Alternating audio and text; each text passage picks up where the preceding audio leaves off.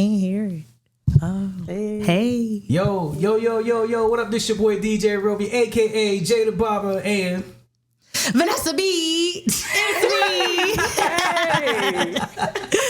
I gotta figure out how to ring with that, though. It was the pause for me. yeah, it's the pause. He introducing. It's time. Yeah, man. What's the word, though? How y'all doing?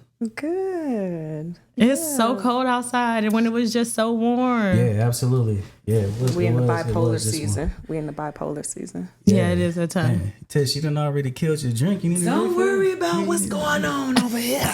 Yo, what's it? Get us a drink. Yo, so what's up, man? Thank y'all for tuning in to this episode of This is Bananas with the homegirl Tissanie Simmons. You know what I'm saying? AKA. You got an AKA? Tissanie. Yeah. Yeah. That's just a It's actually Tiss now. And funny enough, like I hated my actually family, they used to call me Tiffany growing up. Yeah, You know what I'm I always saying? thought your name was Tiffany. Yeah, right? Yeah. So it wasn't until I got into 6th grade where my teacher was like, your legal name is Tissanie. And I was just like, I don't like it. And he was like, why? And I was like, because nobody knows how to say it. Like, it's annoying, you know? And he was like, that's your identity. You need to be proud of your name. And so I had to do like this whole switch of the fam. Like, everybody called me Tissanie. Trying to force it. Yeah, and they still don't. They call me Tiffany still. But Still. Leave it to the teachers, my mom still right? call me Tiffany for real. Yeah. She like, it's been too long. Caroline, right? But that's the same way. man. Antoine. We still call him Antoine. Yo, I didn't know that until we got to high school. I'm like, who is that? Your cousin? I'm like, I don't have a cousin named Antoine. Who are you Girl, talking imagine about? your brother. What? Antoine. No, you mean Twan? Right. We're just making up all types of stuff. Yeah. Yeah. I had a homie that we was calling Joe Nathan for a long time. Oh boy. Then I went to his house and I'm like, yeah, it's Joe Nathan. His mom was like, who is you talking about? His name is Jonathan. Oh my God. Please tell me you was elementary. You didn't know how to say your words. man, That I really just call him happened. Joe Nathan. That happened all the time when I used to stay with my auntie Doris. My friends would come to the door like, "Is Tissanie here?" She's like, "Who the hell is that?" I'm like, "That's my Doris, legal that's name." Carlos' mom, right? Dang. That's Myron, Swin, Sonya, Tanya. Yeah. They're mine. I would imagine how you got Tissanie everywhere. I know Now now people would it's know. like, yeah, but I still use my Starbucks name as Tiffany. Like when I go to restaurants, it's Tiffany. You know. Oh, okay. If I know I'm not gonna see nobody again for like ever, they mess it up. 'Cause, Okay. like, when you say it, it comes off as Tiffany. Like it sounds Yeah. like it, like over the phone. I'm like, I ain't gonna correct people. So, Yeah, you get tired of that. but my teammates start calling me Tiss. And in college, and I used to hate it because back in the day it rhymed with piss, and I'm like, I don't really vibe with Tiss, you know, because kids be mean, you know. So that's how said Tiss Tiss, came right. about, and I'm like, all right, I guess I'm okay with it. So a lot of people do call me Tiss too. That's hilarious. It's crazy. I mean, it's easy enough. You know us as black folks. We gonna always chop change it. We gonna shit chop it chops up. Yeah. Too lazy to just say the whole thing. I call her Ness. You know what I'm saying? It's just what it is, you know. So you say now you introduce yourself as Tiss. No, I still introduce myself as Tissanie, and I actually enjoy it now, introducing myself as Tissanie, because people are taken back. They're like, wait, what you say? Tissanie? And so in a lot of spaces, especially the professional space, I always say like, it's like Tiffany, but with S's. And then they're like, Tiss. And when they connect the dots, they're like, oh, okay, that's actually a pretty unique name. Okay, cool. You know, so I love it. Tiss is the season. Yeah. See, there you go. See? Being funny. See, we were starting off real good. You know No, that? but I'm just saying like that's like No, a you trying to unique- slide a No, tis I'm the not. season. Tiz is the season. Hey, you got your. I see what you said. Yeah. Yeah, I used to hate my name in elementary school. My name is country as hell, man. Jimmy Lee Roby. Yo, because they're not gonna drop that middle name. It's too. Yeah. They're not gonna You drop know, that. in the beginning of school, when the first day of class, they do like Jimmy Lee Roby. I'll be like, dang, man, why she got? And that's the whole first name. Dang. My mama carried me for 9 months, and the best she Jimmy Lee. Jimmy Lee. Come on, man. Wait, Jimmy Lee is your first name? No, it's Jimmy and then Lee. Yeah, but yeah. you know, yeah. But Okay. down south, okay. down south, they just say Jimmy Lee. You know. I got an old country ass name, but you know what? As I grew older, I think it sound cool.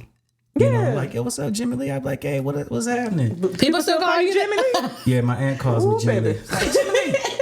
I think it sound cool. You know what I'm saying? My grandma and my grandma through my ex-marriage or whatever, they still call me Tiffany. Tiffany. It wasn't even Tiffany. It was just Tiffany. And then it wasn't Tiffany. It was like, Tiffany, that's all you're going to get. And I was just like, you know what? That's kind of dope. I'll take that country kind of version of my name. Yeah, I like that. Yeah, it was cute. They used to smash your name on too, Vanessa? No. You can't really mess up. They didn't call you Bobo They was just call you... probably what they would mess up. Boo Boo is the only other way they No, would they say say it. boo boo. No, they say Boo-boo. They did. Like in the first day of school way. type of thing, he's like, Vanessa Boo Boo. Mm-hmm. Or they'll slow it down like Boo Boo. For real. That's the only thing they'll mess up. Yeah, leave it to them, Just man. like How do you that. pronounce your last name? So a lot of people didn't know that Jimmy was my first name because so many people call me Roby. Yeah. You know what I'm saying? Yeah. See, like this lady I worked with for 8 years, she was like, wait a minute, Roby's not your first name? I'm like, nah, that's my last name, you know. But And when people start telling me Jimmy or was mention you as Jimmy, I'm like, who is that? Jimmy. I knew him as Jimmy. I didn't know Jimmy Lee. I know Roby. But I just then it was like the new version of you. It was I got like a whole Roby. bunch of AKAs, Yeah. man. Shoot, man. Listen. Whatever A it man was, with man. many hats. That's Okay. right, man. So what y'all think about that eclipse? Y'all watch it? Yes, it was so cool.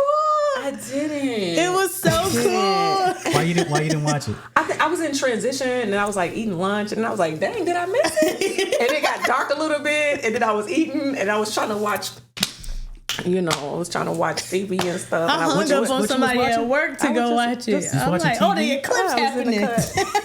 And And Vanessa was outside with no glasses on. Like, No, I had my and glasses. we just talked about this last week. Yeah, man. because that meme was that was so going around cool. that was like, I'm gonna look at the eclipse so I can find I did look.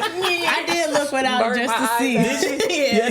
But no, you couldn't see nothing. Oh no, you know what? I was out to lunch. I was out to lunch with some friends. Oh, I was out with Mike and Lamont. No, she And didn't. y'all I was missed- out. and y'all Yeah. missed- And I think we kind of peaked like everybody outside watching. And then we just got to talking.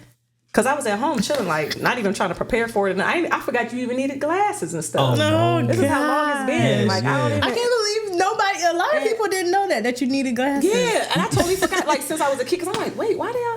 I'm like, oh yeah, you really can't even look. That So we is so thought like funny. he pulled down the shades and he was like, I think it's happening now. And we was like, we just drinking, talking. Then by the time we left, I'm like, is it over? I think it's happening now. Because I thought it was gonna so be like cool. a 2-hour thing, but it lasted like 2 seconds. Yeah. Yeah. They said this And was like the I longest. saw it like moving across. Like it was so cool. Yeah, I saw the pictures of people like posting like of the actual movement of it. So yeah, it's pretty cool. So bad story. Some girl killed her kids and her man while watching the eclipse. She was having like an episode What? and then crashed her car. Like Oh no! yeah, she had like an episode. I've been hearing a lot of people say like it's some spiritual. Some people take it like real spiritual. I don't know what that means. Yeah. Whoa. Why you want one in the store? I was like, who He don't care. But I'm just saying that's No, that's crazy. bad. That's I a mean, terrible story. No, but that's wow. Yeah, because she was distracted by Yeah. why would you be sitting up here looking at the damn sun I while know. driving? Like, What you're are you like, doing? that's What are like you looking at doing? these lights. Just like, dumb. yeah, dude. no. Come on, man. You're gonna be out of focus for a long period of time, especially. Come on. Yeah, Yeah. I just thought thought it like was you probably ain't got unique. no glasses. You're blurred. Like, what are you doing? Yeah. Pull over, ma'am. I thought it was unique because if you was in a certain place, you'll get a different view of it. Right. I didn't really understand. To this day, I don't understand that. I mean, either. So Right? You need what? Because it seemed like I saw the whole thing. right, but my nephew went down to Carbondale, Yes. and he said it got dark, like darker than what this is Right. right now. But And it wasn't here- that dark Yeah. here. No, so that's Because the It's earth quite is closer? essentially moving, right? Like, so it's all moving, but we don't feel it moving. So depending on where you're actually fixed, it's going to look different from different perspective because it's all just kind of, So, I mean, that makes sense. It's going to be, everybody's view is going to be different depending on where you are, just because the movement itself and how it's happening. I'm glad you mentioned that. Yeah. Because I need to debunk something. Yeah, it's very But they said simplified. collectively and energetically in that space, it was significant because this type of eclipse hasn't happened since like the 1800s or something like that. So it was a powerful eclipse in that like the oneness of everybody being like focused on one thing at one time. You know what I'm saying? And it's just like our intention was all focused on this.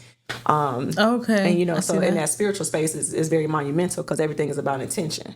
So it's just more like collectively, you set your intentions and stuff. And it's like everybody intention was like to be in this one, to be focused on this. So I that's wish we what all made it. could have saw the same thing though. I just think that's crazy. So to wrap my brain around this, right?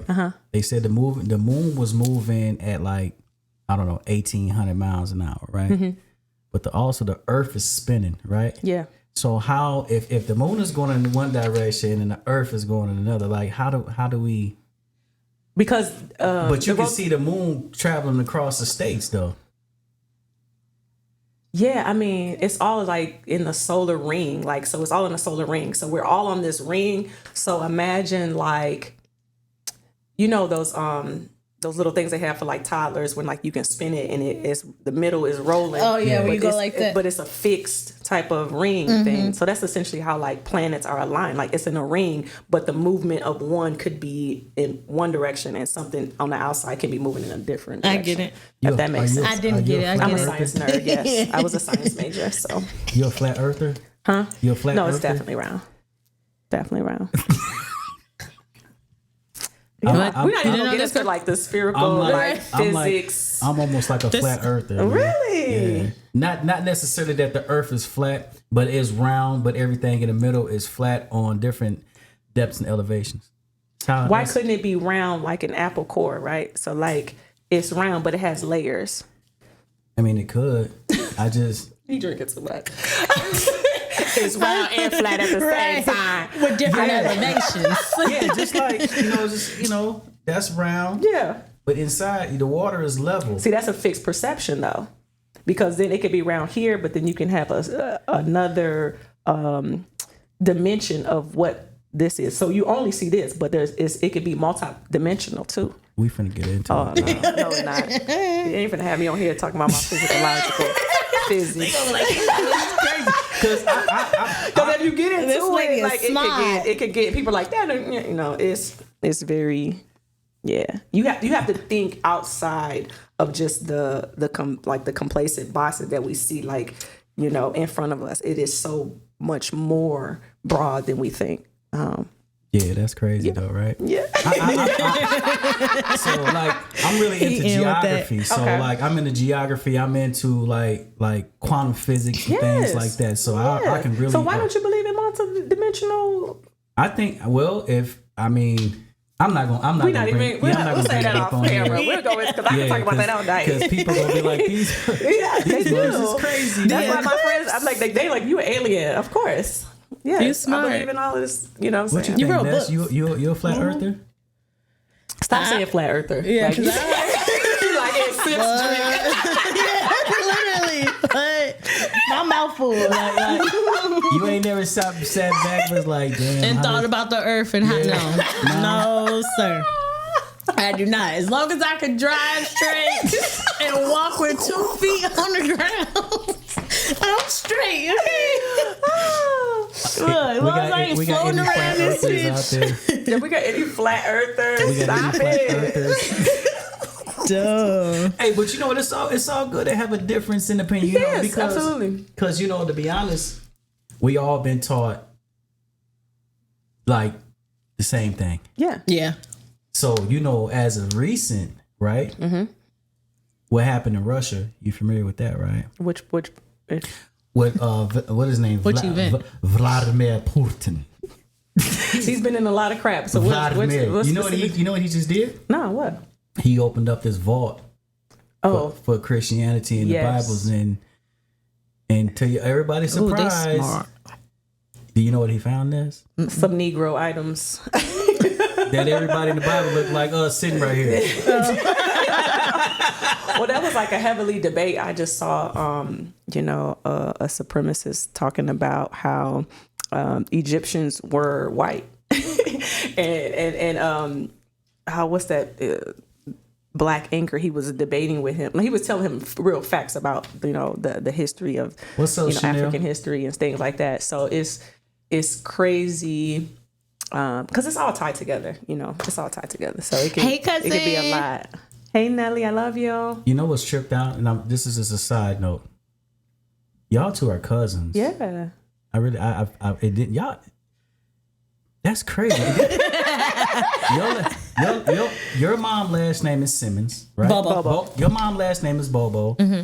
Your mom last name is Simmons. Mm-hmm. Chanel's y'all cousin. Her last name is Sims. No, Simmons. Simmons. Oh, She got Sims because she got like 18 different Facebook. She had to switch it up. Ma'am, if you make one more Facebook, I'm declining. So, yeah, I'm putting it out there. She'll change it up because she forgot her passwords and stuff. But yeah, no, she's a Simmons. Yeah. She's a Simmons.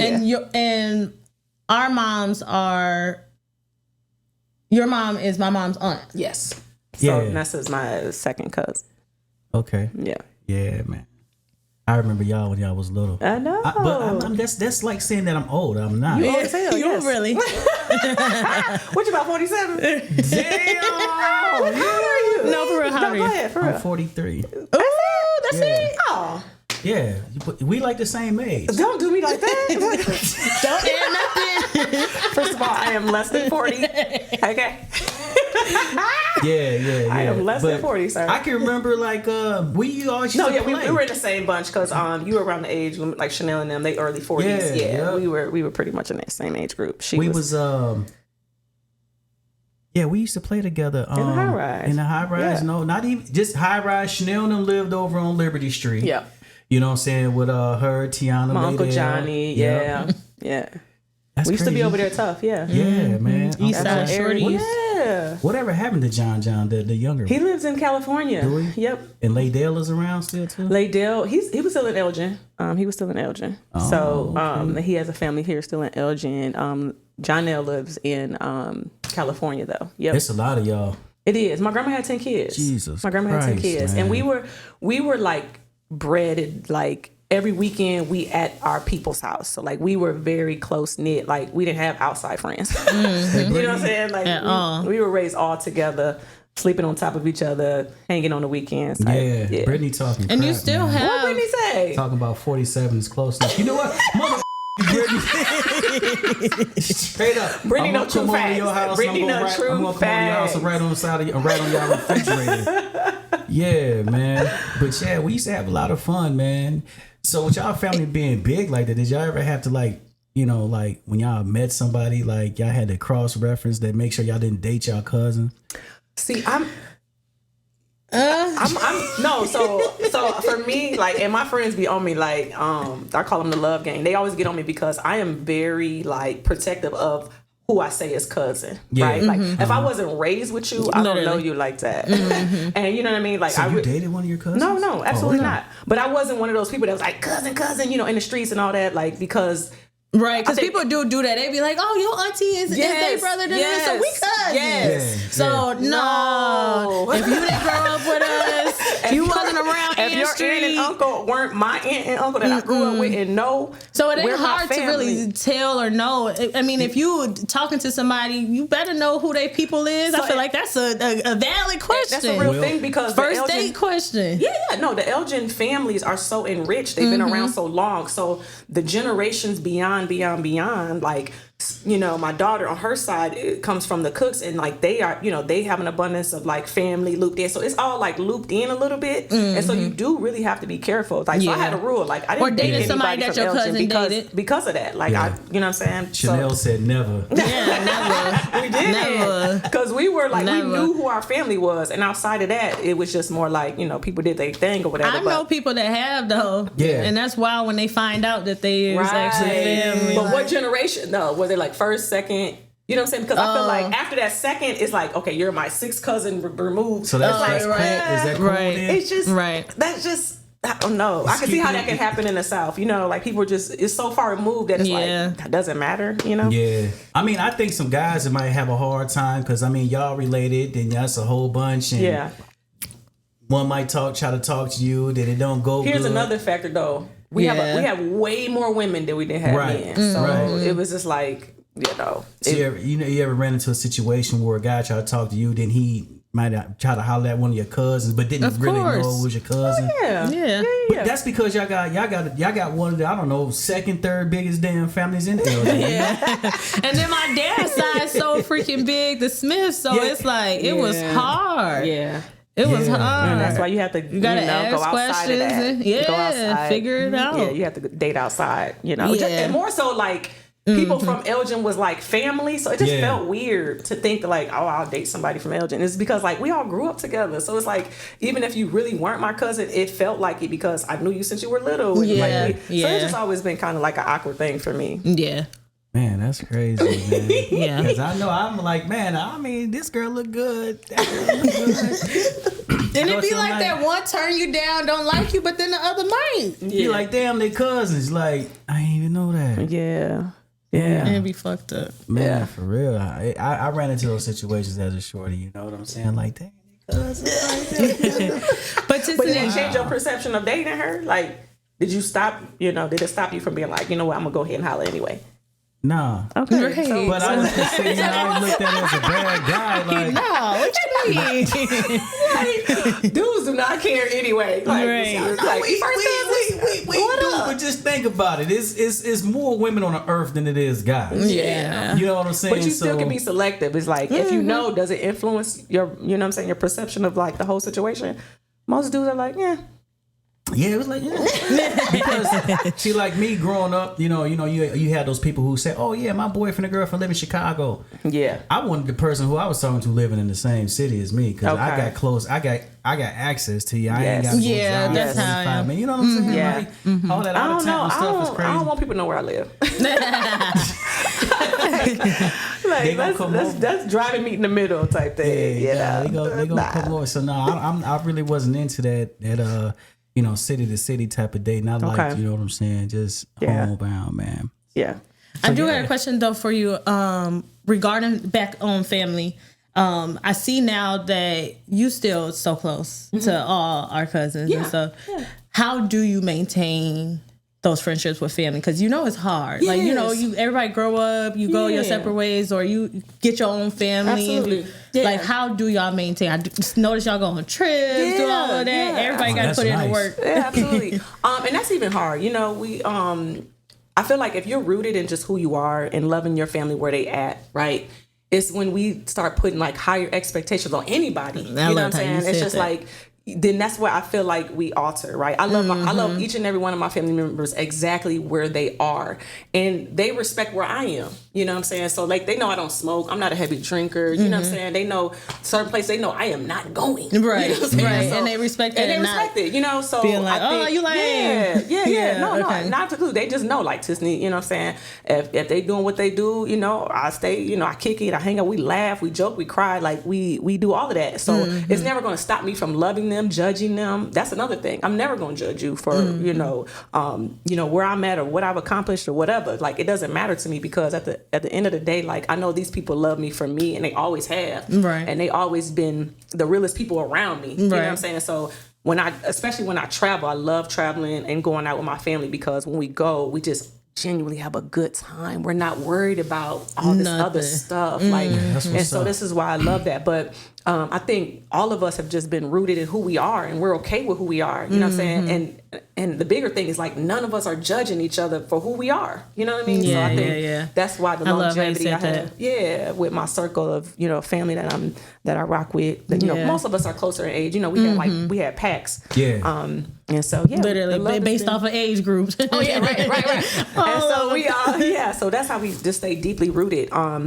We have the Fab Five where we the five of us are cousins plus my sister, and we get into it. Right. We argue, or we don't necessarily always agree on something, which is cool. But there's so many times where, like, I'll lead a group, like, man, F this, I'm out. You know what I'm saying? and my cousins they'll throw my butt right back in, like, and you gonna stay right here, and we gonna make up, and we gonna talk it out. You know what I mean? So it's like, you have to be rooted in knowing that they're like, hey, we in this forever. It don't matter. You know what I mean? So man, that's what's up, man. That is because y'all definitely been solid for ever. Sure. Yeah, and it sucked to even say that. That is Nelly still on? She the plus one. Yeah. We say Fab 5 plus 1 because Nell trying to creep back into our stuff. You said the plus one. The plus one is Nell. We love her. She just add on. So my nephew is your cousin. Who's that? Felix. Okay. Yeah. You know what I'm saying? Yeah, like, Little Felix. Little Felix. I call him Felix. Yeah, man. I'm like, damn, this is a small world, man. It's hell. Yeah. Sure enough, man. So is you and Thaisa? Taifa, yeah. Taifa. Yep. Yeah, man. It's 4 of us. It's 4? Yeah, my mom got I 4. don't know why. I already just you and her. Who are the other 2? Yeah, I got 2 younger brothers, Orlando and O'Shea. Orlando we used to call Poo Poo, but he was super young when we were in the high rise. So O'Shea was just born when we left. Poo Poo? I thought Poo Poo was Yolanda's son. I know. There's another Poo Poo. Yeah, it's another one. It's Okay. another one. It's another But one, and it's another one. Yeah. So, but Poo Poo was the original Poo Poo of the family. So yeah. Myron, that's your brother? Myron was like a brother to me because when I lived in my family, said love you, by the I way. love you too, babe. I love you too. He took care of me. Like my family moved to Rockford. I stayed with my auntie. My auntie was never home, and so Myron was like making sure I ate. He fed me. He always checked on me. He made sure I was good. Anybody messing with you? So that's how we became close. Like we grew up together, but I really didn't even know him until I moved in with him. And he was just like a genius. He like was into tech and just all types of stuff. He was like a creative, and I used to look up to him like, dang, that's my cousin. That's Now, my cousin. Myron is Sonya and Tanya brother, right? Yep. Yeah. The baby okay. boy. Yeah. The baby Look at boy. you And then, doing family Tyrone, tree. Tyrone, that's their older brother, Tyrone Simmons. I don't think I know Tanya. No, okay. No, I know Sonya and Tanya because, like I said, we grew up, we lived on Mulberry Court together. Yeah. You know what I'm saying? Yeah. It's tripped out because, like, man, like our families got some real, you know what I'm saying, deep history, and you know, a lot of people didn't make it. Yeah. You know what I'm saying? And it's just a blessing to see those who have. There's a lot of trauma, man. Absolutely. You know what I'm saying? I was just listening to you and Ness talk a little while ago, and you were saying like damn, growing up we didn't have supervision. Yeah. You know what I'm saying? Like that was crazy, wasn't it? Just we like used to walk around. I'm talking about right? when I look back, I'm like, Mom, did you care about us? For real. Because really, I don't know. I think there was just like a trust and a love in the community that was just known. So like, it was just like everybody was looking out for everybody. So you can have your kids walk across the, and if they was up to something, they gonna call your mom and be like, Carolina, your daughter, you know what I'm saying? Because we got them calls and we got the butt whoopings because somebody didn't spotted us doing something bad. So we was deeply rooted in community back then where like we trusted our kids to be able to just go wherever because the village was going to make sure your kids was good. Yeah. So I just sit back sometimes and I think about like damn, man, it's a blessing. We didn't think nothing was gonna happen to us. You know what I'm saying? And a lot of our parents hung out. Y'all may not know that. Our parents. Our moms are like this because they're about the same age. Like they in the same age group, so they like. And there was a lot of BS going on. Oh yeah, for sure. You understand? Yeah. I don't know that you might have dodged that one. You know what I'm saying? I don't know, but I was young. Yeah, she was baby, but it was like even now I get stories like, man, your mom and your cousins, man, they used to throw them hands and they used to do this and do that. I'm like, dang, what was y'all doing? But my mom would come home and she'd be missing a purse, she'd be missing a shoe, she'd be missing all that stuff. I'm like, what y'all doing in the streets? What were y'all doing in the streets, man? What up, Ed? And my aunt used to date your Uncle Ricky. Who was your aunt? Verlina. Who's my Uncle Ricky? You don't know Ricky? Ricky is. Ricky. Dang, y'all know Ricky. So Ricky is Nita's brother. Oh, see, I don't know him like that. You don't know? We don't family on me like that. I don't know. Yeah. We Y'all know my Uncle Simmons. That's and that's it. Okay. No, we grew up with the Spates though. Like we grew up with them. Yeah. But like Barbara Lane and all the kids, we all grew up together. But I feel like now that I'm older, I just don't really recognize anybody like outside of some of those circles. You know what I'm saying? So I can't really say like, oh, that was family to me or whatever. But do you think like growing up and not really having what you want to, I'm not gonna say guidance, not having like restrictions made you the person that you are?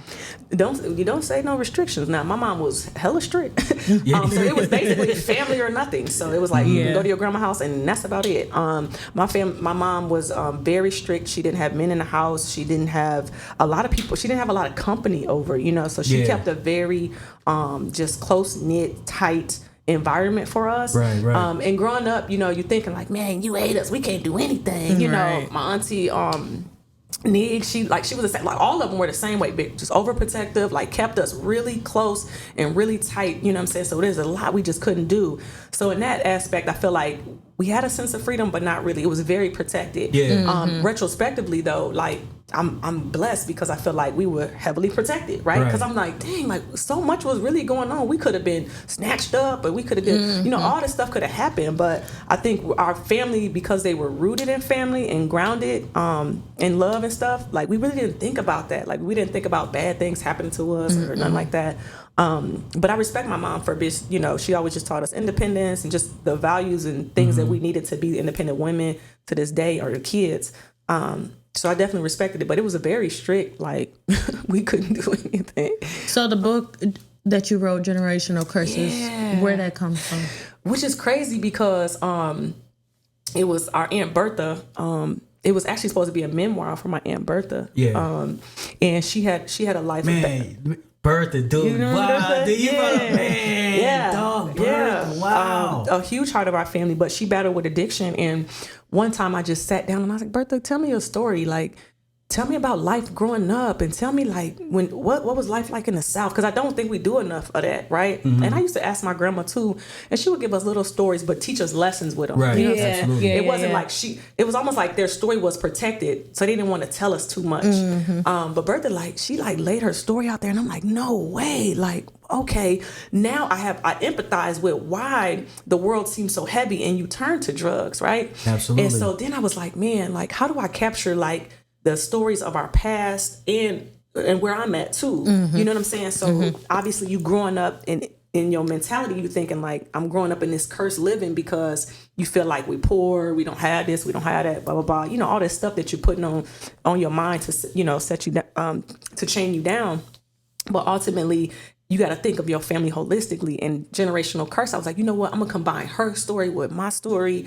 And then I'm going to build this whole like storyline of how we create these statistical boxes and how do we break free from that. So ultimately, Generational Curse was the first book I wrote, and it was like just about just that, you know, it was about a teenage girl, and then how her great grandmother, like learning about her story and stuff, like how she broke those chains and wanting something different. Because I was that kid, I was a smart kid, I wasn't bad, you know.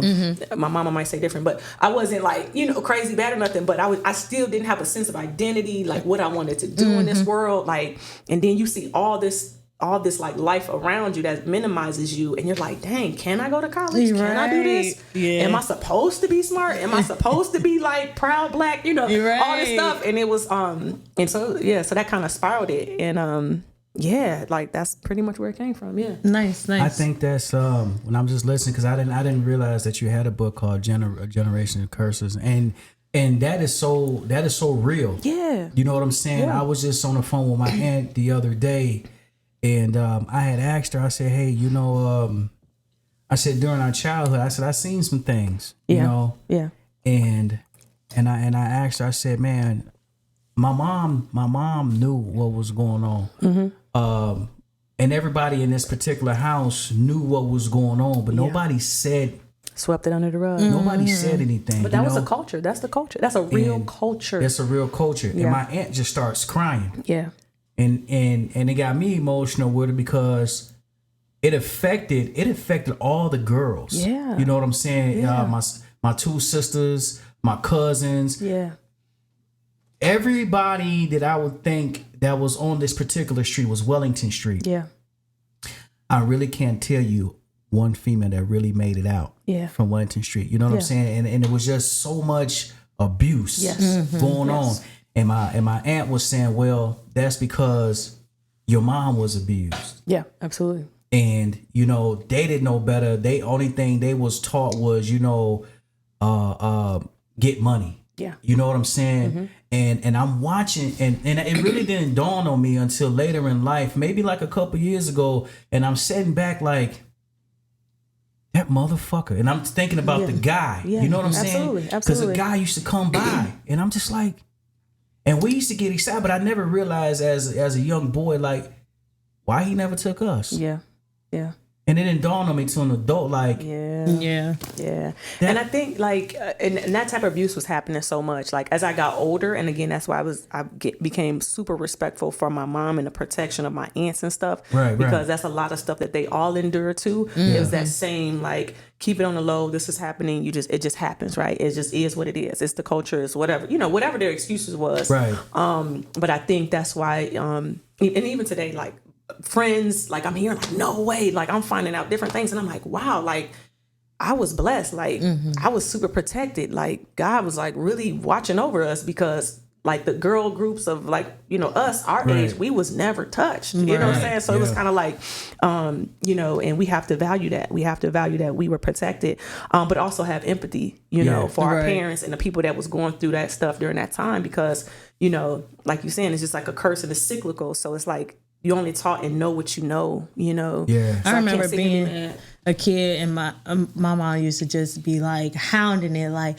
don't sit on nobody's lap. Yes. Don't do this. Don't do that. And I used to be like, dang, that ain't happening. It won't happen. Like, you used to be scared of it to happen. And then when you're growing up and then I'm realizing that it actually do happen, it shook my whole mindset of, damn, she was really protecting me. Like, I used to think she was just being crazy. Yeah, and especially like beautiful young girls and stuff. Like, you know, so our parents didn't play that. Like, our generation of moms, I think they stopped the cursing. Was she like, did not play that. We're not doing that. Wearing a bathing suit, two-piece. No, she was not going. So we definitely had a very powerful protection over us. So it was good to have. Yeah, I was blessed, man, and I think a lot of those girls, you know what I'm saying, still, you know, suffer because I don't know if they talked about it. You know what I'm saying? Like I wanna talk to my sister like, hey man, like, because I don't think they snapped out of it. You know what I'm saying? It's like that mentality. You know what I'm like? There's a certain like level of acceptance that needs to happen. Like I've interviewed a lot of women and like they've gone through a lot of trauma, and it's really until you can you know, come to a place of forgiveness. Right? Like I need to forgive the people, you know what I'm saying? I need to forgive myself for even feeling the way I feel, you know what I'm saying? Because that's another thing people battle with too. But also just like it happened, you know what I'm saying? And then we're taught to be so strong and so, you know, just like hold it in, like don't, you know, be strong, don't cry and don't let out, you know what I mean? And that could really be a disease that women carry. It's like, have you ever cried about it? Have you ever really fully released it, you know, because that is like something that is embedded in you can be for a lifetime if you hold on to that, you know what I'm saying? And it's like you have to be ready and wanting to get rid of that, you know what I'm saying? Like give it to God and push it out, you know what I'm saying? And you have to, otherwise it could kill you. Yeah, it can. That's, you know, that's what, you know, breaking the curse. Somebody got to be the first to step up. Yeah. You know what I'm saying? And say, hey, you know, this is not right. This not right. Yeah, you know absolutely. What I mean? This ain't right. So how can we make this right? I think a lot of women out there that's like my age, you know what I'm saying? They suffer from a lot of trauma. So now I'm trying to piece together like, okay, for every rhyme there's a reason. Yeah. You know what I'm saying? And for their case and their cause, they might be now abusing drugs and alcohol because they have flashbacks and memories in their mind from things that happened to them that people knew what was going on, but they didn't freaking stop it. You know what I'm saying? Yeah. And me being the younger brother, I'm just like, damn. Yeah. Damn, this is what was going on. Yeah. Because do you carry a weight of like, nah, I should have said something. I should have did something. I didn't know. You know what I'm saying? I didn't know at that time that was going on until like recent, like when I put two and two together, like, man, that wasn't right, man. Like, for sure. Why was he coming over here getting them? And my mom and them was there. You know what I mean? Me and Tissanie, before we was talking about people just hate being uncomfortable or being put that pressure on them or being in that situation. I feel like a lot of times that's what it be like. Like, even when it comes to a situation like that in the family, nobody wants to speak on it because then it's like when that person comes around, everybody looking crazy, everybody gonna sit and everybody relationships gonna get altered. Like a lot of times people just stay away. We just go the easiest thing, safest thing to be quiet. Is to be quiet. Sweep it under the rug. You know, because it can be busted open, and then there's like the finger pointing, and then it's just like, but it's just like at the end of the day, like this stuff should not be happening. No, it shouldn't. At the end of the day, like, that's crazy. Man. Accountability, absolutely, really, definitely. Absolutely. Once again, thank you all for tuning. I'm not saying that we're going to close up, but I thank y'all for watching. Right now, this is the bad thing about going live. Take 2, take 3. Y'all watching This is Bananas, man. This is an interactive podcast talk show. The number is on the screen if you want to call in, ask myself, Tiss, or Vanessa B, any type of questions, you know what I'm saying? The number is 847-802-9074. We take live calls. You can call in anonymous. You know what I'm saying? If you want to ask us anything or you want to chime in on the conversation at any point in time, man, feel free to do so. Okay. So yeah, man. So with that book, so where can people find this book? Oh, it's on Amazon. Generational Curse. If you just put my name in, I got just a few books on there. I was gonna say, you said the first book. Break it down. Where's 2, 3? What's that? Come on. So, Exit 27A, 7th Period, and those books are just basically about a young nurse navigating like relationships and stuff. Okay. Some good stuff. And so love triangles and just different things in the space. And I think I wrote those in the phases of where I was at in the dating spaces. Okay. Because that nurse love life is something crazy. Yeah. I know something about it. Tell me about that nurse love life. And not necessarily just being a nurse, but I think like when you become, like when you get to a level of, you know, it ain't even has nothing to do with just being a nurse. It's just more like you evolving as a woman. Yeah. And your perceptions on dating and Don't partnership, longevity. I think it's nurse. I think you think like people think nurses are hoes, but that's not true. Oh, like, I ain't gonna say that. But no, that's a real thing. Like memes and stuff. Like don't date her if she's a nurse. It was a real thing. I swear to God, I've never heard that. Never heard that. It's a whole thing out there about. I wouldn't even say. Yeah. I'm thinking it's intimidating. You seem more grounded. You know what you're doing. You know where you're going. You know where you're finna be at. Yeah. That could be intimidating. No, I think so. And I was gonna say, there's a level of professionalism that people find out. Like, are you a CNA? Are you a RN? Right. Like, you like, yeah, I'm RN. No, like, oh, okay. Like, it's just like, okay. Brittany says she has all your books. She does. That's what's up, and Brittany. she know they pretty good, right, Britt? Like a lot of people, and but I didn't write them to be like, I'm about to make $1 million off of them. I think I'm just a creative. Yeah. And so I had like a lot of stories growing up. I was a storyteller. I was the kid where my mom was like, tell that story about when get up there and entertain my friends, you know. And I'm telling stories, and then in high school I had a group of friends. We would like journal and like write stories and stuff. And so it just became a natural thing. And I was like, you know what?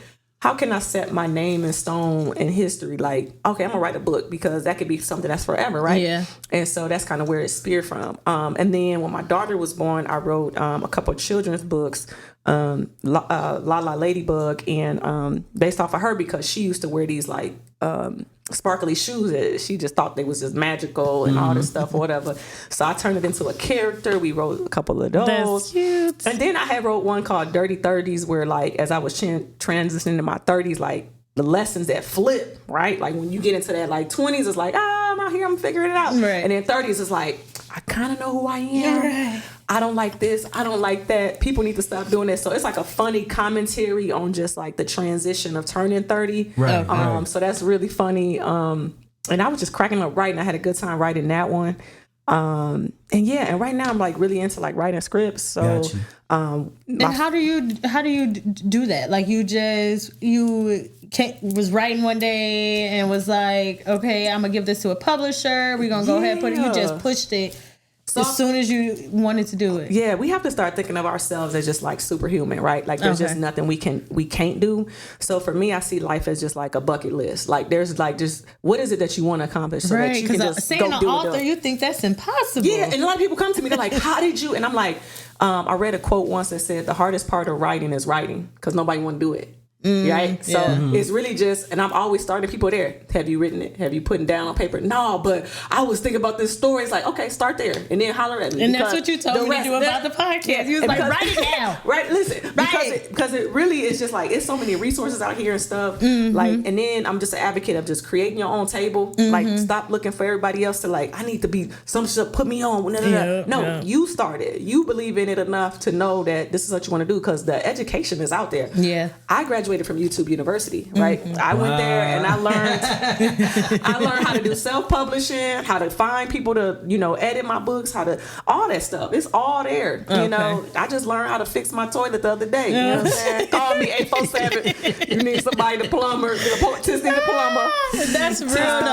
Tiss the piss plumber. And now TikTok too. They teach you everything. Like, what? They teach you everything. So like, I literally just, I don't think of barriers. I don't think from lack. I always thinking about, okay, what do I need to know to get this done? You know what I'm saying? So man, that's what's up. I like that. That's essentially how I might have to come holler at you because I got a few ideas in my mind. Like I know, because everybody got a story. I think my story is good. Yeah.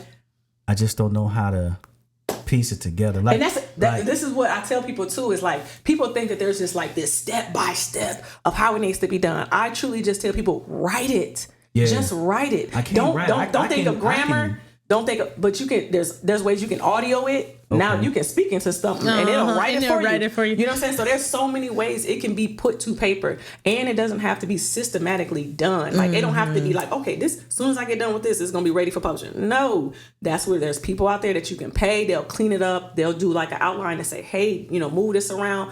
I have a great a great editor. She'll rip my stuff apart like, this don't make sense. You need to move this around, blah, blah, blah. You know what I'm saying? So like, I didn't have to do that, you know, and she made me a better writer because of that, because if you go in thinking that you have to be a master of something, like I need all this equipment, I need to da-da-da-da. No, start with what you have. Work towards it. Boom. You know what I'm saying? It'll grow. You'll learn. I was trying to learn how to do nails during COVID. I bought the whole set, the nails, the I bought lash kits. I'm about to start lash business. Like, girl, all this money. I'm doing it. Like, the shape ain't coming out right. I was just over it. I'm like, if I don't got it, I don't got it. I was over it. But you tried it though. Yeah. You know what I'm saying? And that's what I told myself. That's what I told myself. I'm like, at least I tried it. And when I try it and touch it, and if I don't like it, I'm not finna stress about doing it. I'm finna stress myself to just figure it out. That's it. I don't want to do it. And that's another thing. It's just like, if you love it, you do it genuinely because you just love to do it. I didn't write books to be like, I'm trying to sell, you know what I'm saying? Even though people push me, like, keep writing and keep on. What's the next story? You can't leave us like that. What is you doing? Where's the next one? You ever thought about public speaking?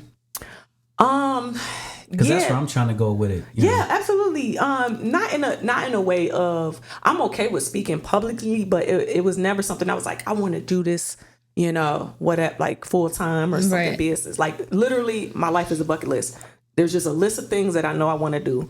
I'm not I'm going to be a millionaire and all this stuff. Like I think you will naturally be blessed doing things. Number one, if you're out here doing things for other people, I think true fulfillment and blessing is going to come through you. Absolutely. Being a pillar of love, and just like that's how God moved through you. It's through other people, and that's truly how I've been blessed. It's just like because I'm pouring into people and giving back and whatever. That's when I receive like opportunities and different things come my way. But so I've just been a big believer of that. But then it's just like, what is it you want to do? Like I think I don't want to be stressed about life and like, where's all the these money? Big spaces. Like, because if you overthink it, you're never gonna do it. Yeah, that's you overthink true. it, And that was me. And I'd just be like, where's the money coming in at this? Like, is there some money in this? Is we gonna make some money in that? And everything was just blocked out because it was just too hard to get to the money. And I just was like, and it wasn't in alignment. So you're not aligned with that. And just recently in my life, I took that part out and was like, I just got to do what I feel I want to do. Just go with the flow and day by day and however I feel to do it. Your spirit gonna tell you like this ain't working. What are you doing? Yeah, literally, and that's what it was. Like, and that's why I call myself a free spirit, because if I'm doing it and it feels good, I'm gonna rock with it. But if it don't, it's like, no, this don't feel good. Like I'm doing this for the wrong reasons, So I consider that mission before money. Yeah, because just like how y'all was saying, and we'll tap into that later, about individuals kicking things off with a hidden agenda. You know what I'm saying? Yeah, and for sure. And that never prospers. It doesn't. That doesn't prosper. It doesn't. So if you can do something, if you got something that you want to do, and you want to touch people, like you said, just go into it, and everything will start to fall in line. And don't expect anything in return for doing it too. Yeah. You know what I'm saying? Don't say you want to be a giver, philanthropist, and you want to do all these amazing things for other people, but you know that there's an alternative motive. Like, that's going to surface, you know what I'm saying? Like, it's going to come to surface. So, like, do stuff and don't expect anything in return. And really,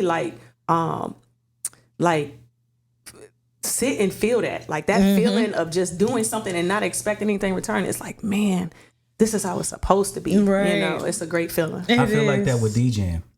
Because I ain't gonna say I had a passion. I had an itch, you know, like start like in 2000. I'm like, man, I think I can do this, but I never pieced it together. And then COVID happened, and I was like, you was like doing your cave live stuff, right? I had just started. Okay.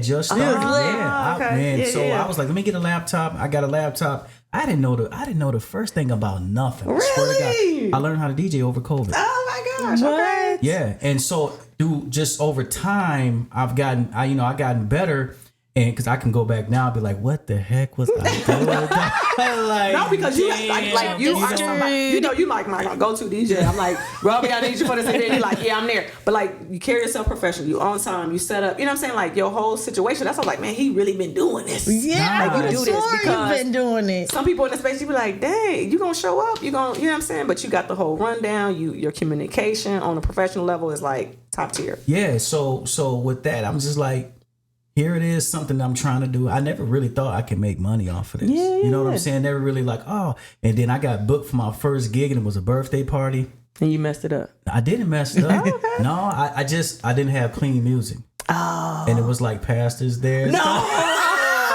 Twerk in the name of Jesus. Twerk in the name of Jesus. Nothing clean. But you know, I thank God for the people that did believe in me. You know what I'm saying? To give me a shot, because even doing this, you learn as you go. Yeah, I got a lot of equipment. I don't even need. Yeah, like, I was like, me too. dang. Sitting up in my closet. I just do a Zoom. Like, I'm gonna send you the Zoom link. It will be recorded. All right. Then I go edit the record. Like, I don't even. You know, I'm like, dang, I spent all this money on all this stuff. Don't even need. But so that's my mantra. You know, mission before money. You know what I'm saying? For sure. Because I think that once you do things, even with cutting hair, we get kids that come in all the time. They may not have the money. Like, man, come and get you a haircut. You know what I'm saying? Because I was that kid. Yeah. You know what I'm saying? That's how I learned how to cut hair because I needed haircuts. Yep. You know, and I think I do a good job as a barber, and I'm one of the cheaper barbers around. Okay. You know what I'm saying? I don't dig into people's pockets. Yeah. You know what I'm saying? Because I out here giving them bold cuts. You know what I'm saying? No. I'm gonna give you a quality cut because, again, to me, it's mission before money. Yeah. And I feel like it'll come back to me. Absolutely. You know what I'm saying? Absolutely. Somebody would say, hey man, can you do this for me? And here you go. That might be $5,000, and that $5,000 just covered, you know what I'm saying, whatever, absolutely. how many haircuts, you know what I mean? Yeah. It's a blessing in return. Absolutely. It always comes back. That's what I believe in. So you're a nurse. Yeah. What inspired you to become a nurse? I got knocked up. I got popped. I was not a career. No, they left me out. Yeah, sit your butt down. So no, I was a pre-med major, and so I wanted to be a pediatrician. And so I went to school, literally. And it was one of those things because I was like broken up at the time, so I wasn't even on that. And I had the patch back in the day. And my dad called me like, "Take that patch off. Claxon is killing people." And I'm like, "Okay, well, I ain't having sex anyway." You know what I'm saying? I believe in him. I don't know. I'm out. And then had a little hookup. You know what I'm saying? And he told you to take the patch off. He told me to take the patch off. I just took it off. And you got knocked up. And I got knocked up. And so, oh my God. literally, and I didn't know. We got to be more careful. Don't want me. This is real life. So you know what I'm saying? That's why you gotta strap it before you clap it. Listen, yo, I like this. Listen, what? Hey, say that one again. Listen, strap it before you clap it. I was sick. Like, so I didn't know. I felt like I was athletic most of my life. And I got this little pouch, and I went to my mom like, something is up. And she was like, well, maybe you're pregnant. And I said, girl, I don't do that. No. I ain't even like that. I'm a good, you know what I'm saying? Because like, girl, if you don't get a test. So about 6 tests later, I was like, yeah, I'm pretty pregnant probably. Yeah. And I was crying because I knew I wasn't going to have no abortion. I was like, oh, Lord, why? But yeah, I went to my advisor and I was like, man, like, I don't know what I'm going to do with my life. And she said, you know what? You are such a caring person. Like, you really should think about nursing school. It's 2 years, boom, boom, boom. You know, it's really aligned with who you are. Got the nursing school. It was the worst schooling ever in life. I wouldn't recommend it. I almost dropped out. Yeah, Yeah. What school was that? Don't even ECC. Wait, I thought ECC had one of the top nursing They do. programs. No, I'm just saying. No, any nursing school is hard. It's just, Yeah. And I was a science like I was a science and math major, and you would think that's hard. No, when you go to nursing school, they try to tear you apart. Okay, so and so I went to nursing school because, I was like, okay, this is the next little thing, but when I got there, I almost dropped out because I'm like, this is crazy. Yeah. But then I loved the mother baby unit, was working with babies and stuff. And I was like, man, I do love this. I do love this. And so that's pretty much how I became a nurse, because my first plan fell through. I was in the streets. You're dumb. I was in the streets. I got knocked out. For real. And so you was athletic before that, and you used to play sports, right? Yeah, I played basketball. Went to Larkin, played basketball there. Played basketball at Judson. It was back then. It was called Judson College, but now it's Judson University. But played there. And then, I just been around sports my whole life, and then I, been coaching my daughters and doing stuff like that. So it's been around, been there. Oh, what's her name? Rena, or is that Renee? Renee. Yes, that's her mom. It's 0 out of 10 nursing school. That's Whitney. No, that's Whit. Oh, that's Whit. Yeah. That's Whit. Cause she went through it. She feel my pain. That's your sister, right? Yeah. She definitely know the struggle, man. Baby. You gotta put that on a damn shirt, man. Strap it before you clap it. I just promote it. I tell all my little cousins, I say, you better strap it. For real. I be saying the same. Like no. Every time I see it, don't have no babies. Yes, don't have no babies. Don't have no. It's gonna ruin everything. Don't have no babies. Yeah, and I didn't think my life was over. I think it's just more like now life gets real. Yeah. You know what I'm saying? So it was just like it's something serious. I gotta, because I barely saw my baby. Her grandparents and dad raised her most of her first, second year because I was in school like all day long. Like they supported me. Big up to Tony, Joanne. Like they really raised Tsanai and like had her all the time. Like, and to the point they were like, this is our baby, shoot. Like, because I was really like going through it. Like, and but that's good that you had that support. Oh yeah, you need a village. Yeah. You need a village to go through that stuff. Like it was crazy. Yeah, for real. Yeah, so I really take my hat off to you. You know what I'm saying, for becoming a nurse. You practicing right now? Yeah. Okay. Cool. Yeah, you got a lot of things going on. You like I just thought like, what the hell is going on? Like she said, a bucket list. I'm like, this makes sense why my list like this. Why it's jumping from this event to this podcast to the book to the coach. I'm like, well, she got a lot. You got your own podcast. Yeah, I do. I have my own podcast. Shout out to the She Before Me community. But you didn't put this out. I'm when you told me that, I'm like, where is it at? It's on iTunes. It's on everything. I think it kind of slowed down a little bit. I need to, because the whole community been on me like, where is the next episode? So essentially, She Before Me, before it was a podcast, it was a community for women, and we just really talked about our identity outside of just like she's this, she's a nurse, she's this, she's that. It's like, but at the end of the day, who are you as a person, right? Right. If you were to, I read something that said like, if you were to ask a woman who she is in 3 words, she wouldn't be able to tell you, right? Like who is Nessa, right? And you I'm a mom. But the first thing, so the first thing you spit is like, I'm a mom. All these labels was like, no, who is Tissanie at the core? Okay, I'm creative, I'm funny, I'm loving, I'm like, but it took me a while to get to that space of like, okay, who am I first? And then ground myself in that so that I know how I'm moving as a woman. Right. And because of that, like I was like, man, women need to talk about this, because what was happening was I was meeting a lot of women who was just lost, and everybody just like, man, like whether it being a wife or a mom or work or whatever, like we get drowned into all these labels and we forgot about us. And I think that's why like self-care and all that is like a huge wave, and healing and all this stuff, because now it's like it's busted open, and like women are now like, okay, I need to discover me. I need to figure out who love on me, and for one. So I always say FTK, these kids, and you know what I'm saying? Because my kids know that. Like I have to have a balance. These kids. Yeah, for sure. That's my motto too in the crib. For sure, FTK. They not finna stress me. No, because you really need a balance though. Like you really, for real, like all mothers know, like you have to have a balance, because like your kids will be your entire life, and because you love them that much, or your husband or your boyfriend or whoever. So like you occupying all these spaces, but you truly forget about yourself, because we just naturally nurturing.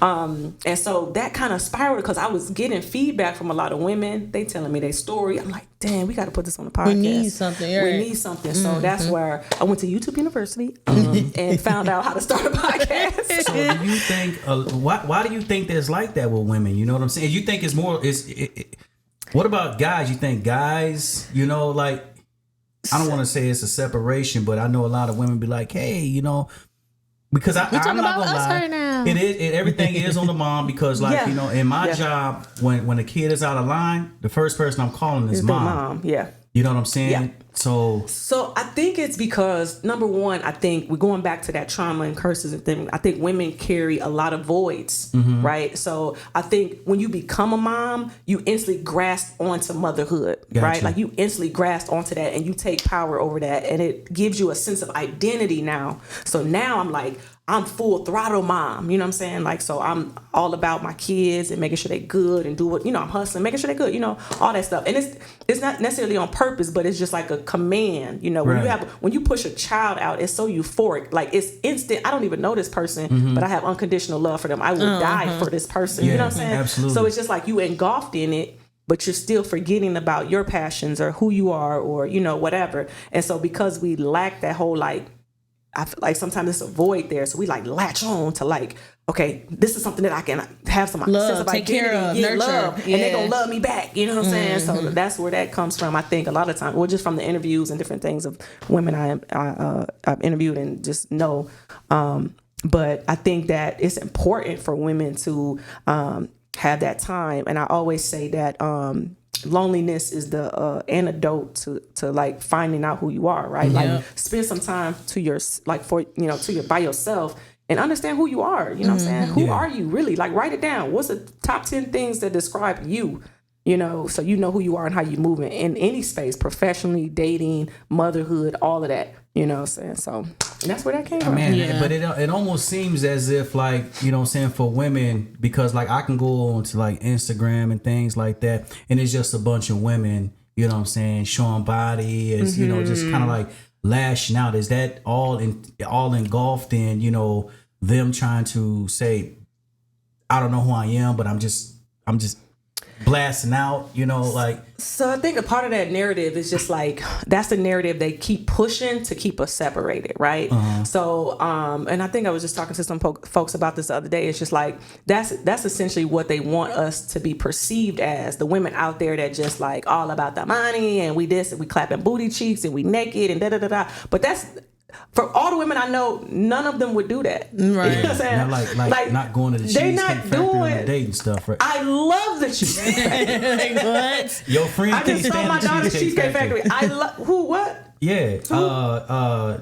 I would go to the Cheesecake Factory every day of the week. She works with me at the barbershop. Shoot. Oh, Dom, yes. Yeah, I wasn't gonna say her name, but since you said it, yeah, Dominique said she can't stand the Cheesecake Factory. She can't stand it, but she's not one of the women like, I can't go there. She don't like it because she just really think the food is nasty. Yeah, you know what I'm saying? Like, messing with you know, you can take her to another place. But it's or whatever. all these things out there now with like, I'm telling you, it's like women saying, oh, I won't go on this type of date if you're doing this, or I want. It's like, and you know the thing about it is black women, and I'm just like, why are they painting this picture of black women setting these standards? Yeah, you know what I'm saying? Which is kind of bold. Because the space has just been tainted, right? Like the space has been tainted with these false narratives about black women and stuff, and it's just simply not true. Right. I think that most women will support a guy that doesn't make more than them. Most women, as long as you're pouring into them emotionally and got a plan for your life and like women will stand by you and be your rock. Please stop playing, right? And then I think that on top, what is that? Something. You're good. Okay. And then on top of that, I just feel like, it's just this, again, the propaganda of, wants to paint black women as these people who are out here trying to just all about take care of me and I need somebody to take care of me. That is not the common narrative of most women. You know what I'm saying? And I think that just rips away this idea of like how we need to really come together and know ourselves and be rooted in our identity and move different and believe in love and all this stuff. You know what I'm saying? It's the work. But again, I think social media has just super exacerbated this idea that like women are out here just wilding, which minimizes the space of dating, which minimizes us as women, as mothers, as professionals.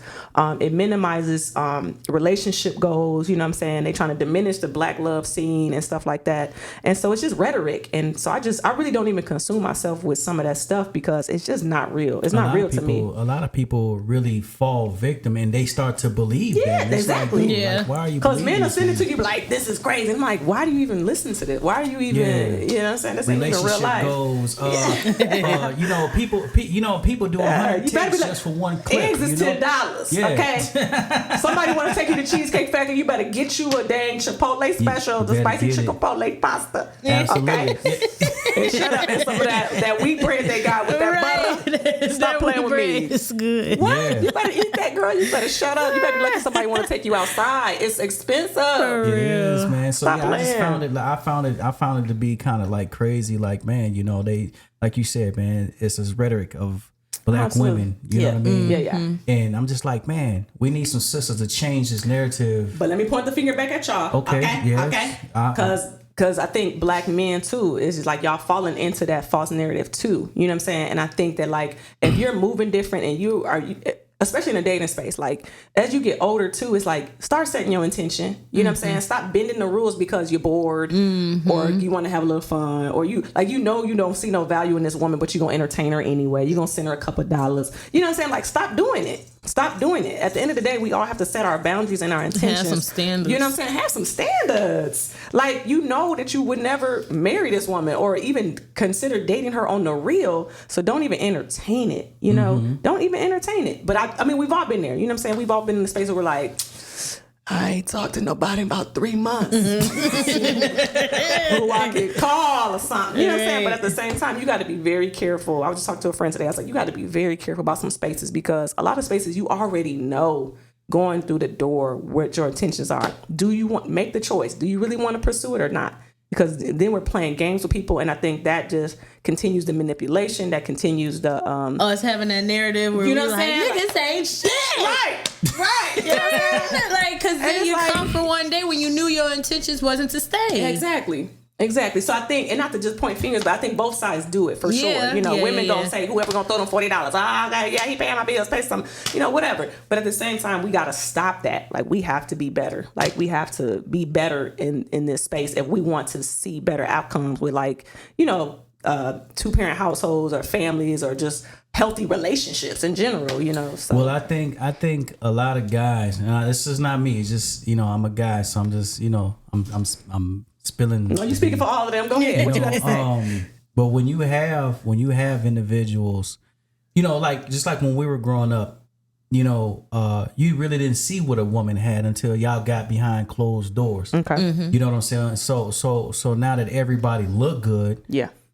Saying your eyes see, and it's like, ooh, she look good. She look good. Okay, but then you operating in flesh, right? But that's human nature. That's fine. You know what I'm saying? That's just nobody's covering up to make you say, man, that, just because they look good don't mean you can really have them. Yes. You know what I'm saying? And You're that's just like, okay. man, that look good. Yeah, that attraction look good, is, yes. That look good. And Absolutely. social media made it accessible that you can contact all these people. Yeah, slide in the DMs and stuff. She can slide in all but this even then, like, you can't entertain somebody sliding in your DM. You can't entertain, right? No, yeah. You just can't get caught up. And you can't get caught in the sauce. No, you can't get caught in the sauce. Right. But if they look good to you, that's why a lot of dudes. But then that's where you have to pause and say and really think about. This is why I said you have to be grounded and rooted in who you are. You know what I'm saying? Because are you Full easily circle. swayable? Can you get swayed easily because some cute girl with a big booty sliding your DM? Are you easily? You know what I'm saying? Because what is that saying about you, right? So at the same time, it's like I can have 1 million DMs. A lot of people slide in my DMs and will hear crickets, right? Because it's like I can go to your profile and see that you're not even somebody that I would be remotely interested in based off what you're displaying and putting out here to the world. You know what I mean? So it's kind of like we have to be rooted in that. Like we have to be grounded if we want to be better versions of ourselves. We can't just, because everybody, it's always going to be attractive people around us. Beautiful men, beautiful women. You know what I'm saying? So it's like we can't just be. So, I'm sorry. No, go ahead. Would I be a hypocrite? So I post a lot of pictures like from the gym and stuff. Like I like how I look. I think I got a nice body, so I'll post it. I didn't see the slug. Yeah. Yeah. It's there. It's there. I'll post that, but like if somebody swipe up to that, I won't respond. Absolutely. Because I'm like, what? Like you only respond to stuff like this, and I'm posting it, but it's like It's for you. Yeah, I don't.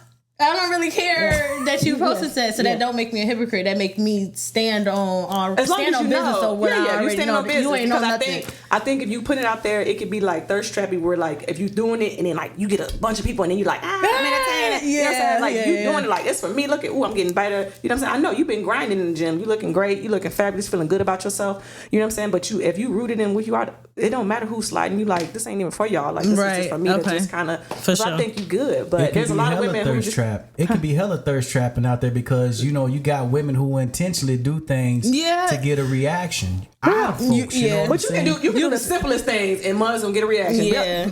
Or call it a thirst trap. You can be in a bathroom rug with a turban on or something. You can be fully clothed and somebody like Zach, shoddy. You know, real. So like I feel like men, if they truly like really see your light and your aura and they see your beauty and whatever, it don't matter. Like everything is a thirst trap to whoever's willing. But men know one thing. Men do know is who they can and can't pull it with. Yeah, they do, and they be trying. They know who they can and can't pull it with. Y'all can't have me. Stop trying. Get out her DMs. For real.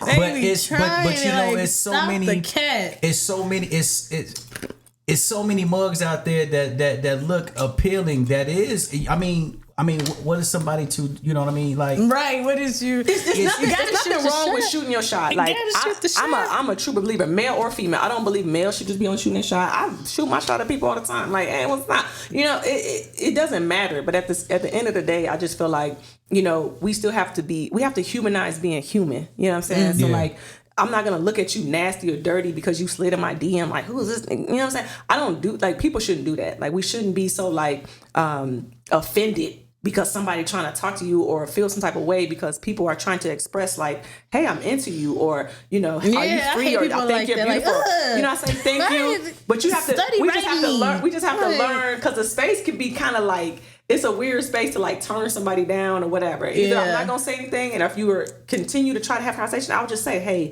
you know, I'm not in a space where I'm dating, or, you know, I'm not in a space where I'm looking to, you know, whatever. Okay. And it's okay. Like, it's okay. You know, it's perfectly fine for us. Man, there be some women in them gyms, man, that be having some stuff on. You just like, yo, focus on your workout. Focus on your workout. That's what you do. It's hard. I feel like sometimes you could tell when it's for the attention or it's for themselves. Yeah. I personally feel like I can tell. Like, you could just see the way they move. Absolutely. Like, it's be coming too in doing fake workouts, girl. Yeah. That ain't even how you do the machine. Or just walking back and forth. Like, I literally be seeing a bitch walk back and forth. What are you doing? They should have a dress code at the gyms, man. Nothing. They sweating. Man, y'all be in their shirts all types of stuff. Man, come on. So I mean, that's a thirst trap. A man with their shirt up in the gym is not a thirst trap. Y'all in them with them tight old pants. Them tight old pants. Man, hoochie daddy shorts. Man. Huh? Come on, man. Thirst trap. Playing. I don't really see a lot of women lusting after guys unless you a lie. Yeah, you a lie. You a lie. So do girls jump in niggas' DMs? Yeah, absolutely. Really? Absolutely. I do it. I got both my baby daddies. Both of my baby daddies got caught like that. I will. If I want it, I'm gonna get it. Hey. So how often do girls jump into dudes' DMs? You know, it really just not often. It's not often, but I think there's a level of just like, I'm okay with whatever if I do. You know, I'm gonna like a couple pictures. You know, get your attention, you know. Cause they quick to send you a pic, ain't they? Who, guys? Yeah. That don't happen as much as now. It used to happen a lot. I don't get pictures. But people, you know, they'll like your stuff. They'll like 18 pictures and be like, okay. And for me, I feel like I'm looking for a level of confidence too. So like, don't just like my pictures and not say nothing. If you're going to like 18 pictures, you might as well just say, hey, hello. Right, literally. Hi, how are you? You know what I'm saying? Don't just like the pictures. I hate the secret that's just like in the back. Like, oh, look at me over here. Yeah. Cut your ass. And so, to the front.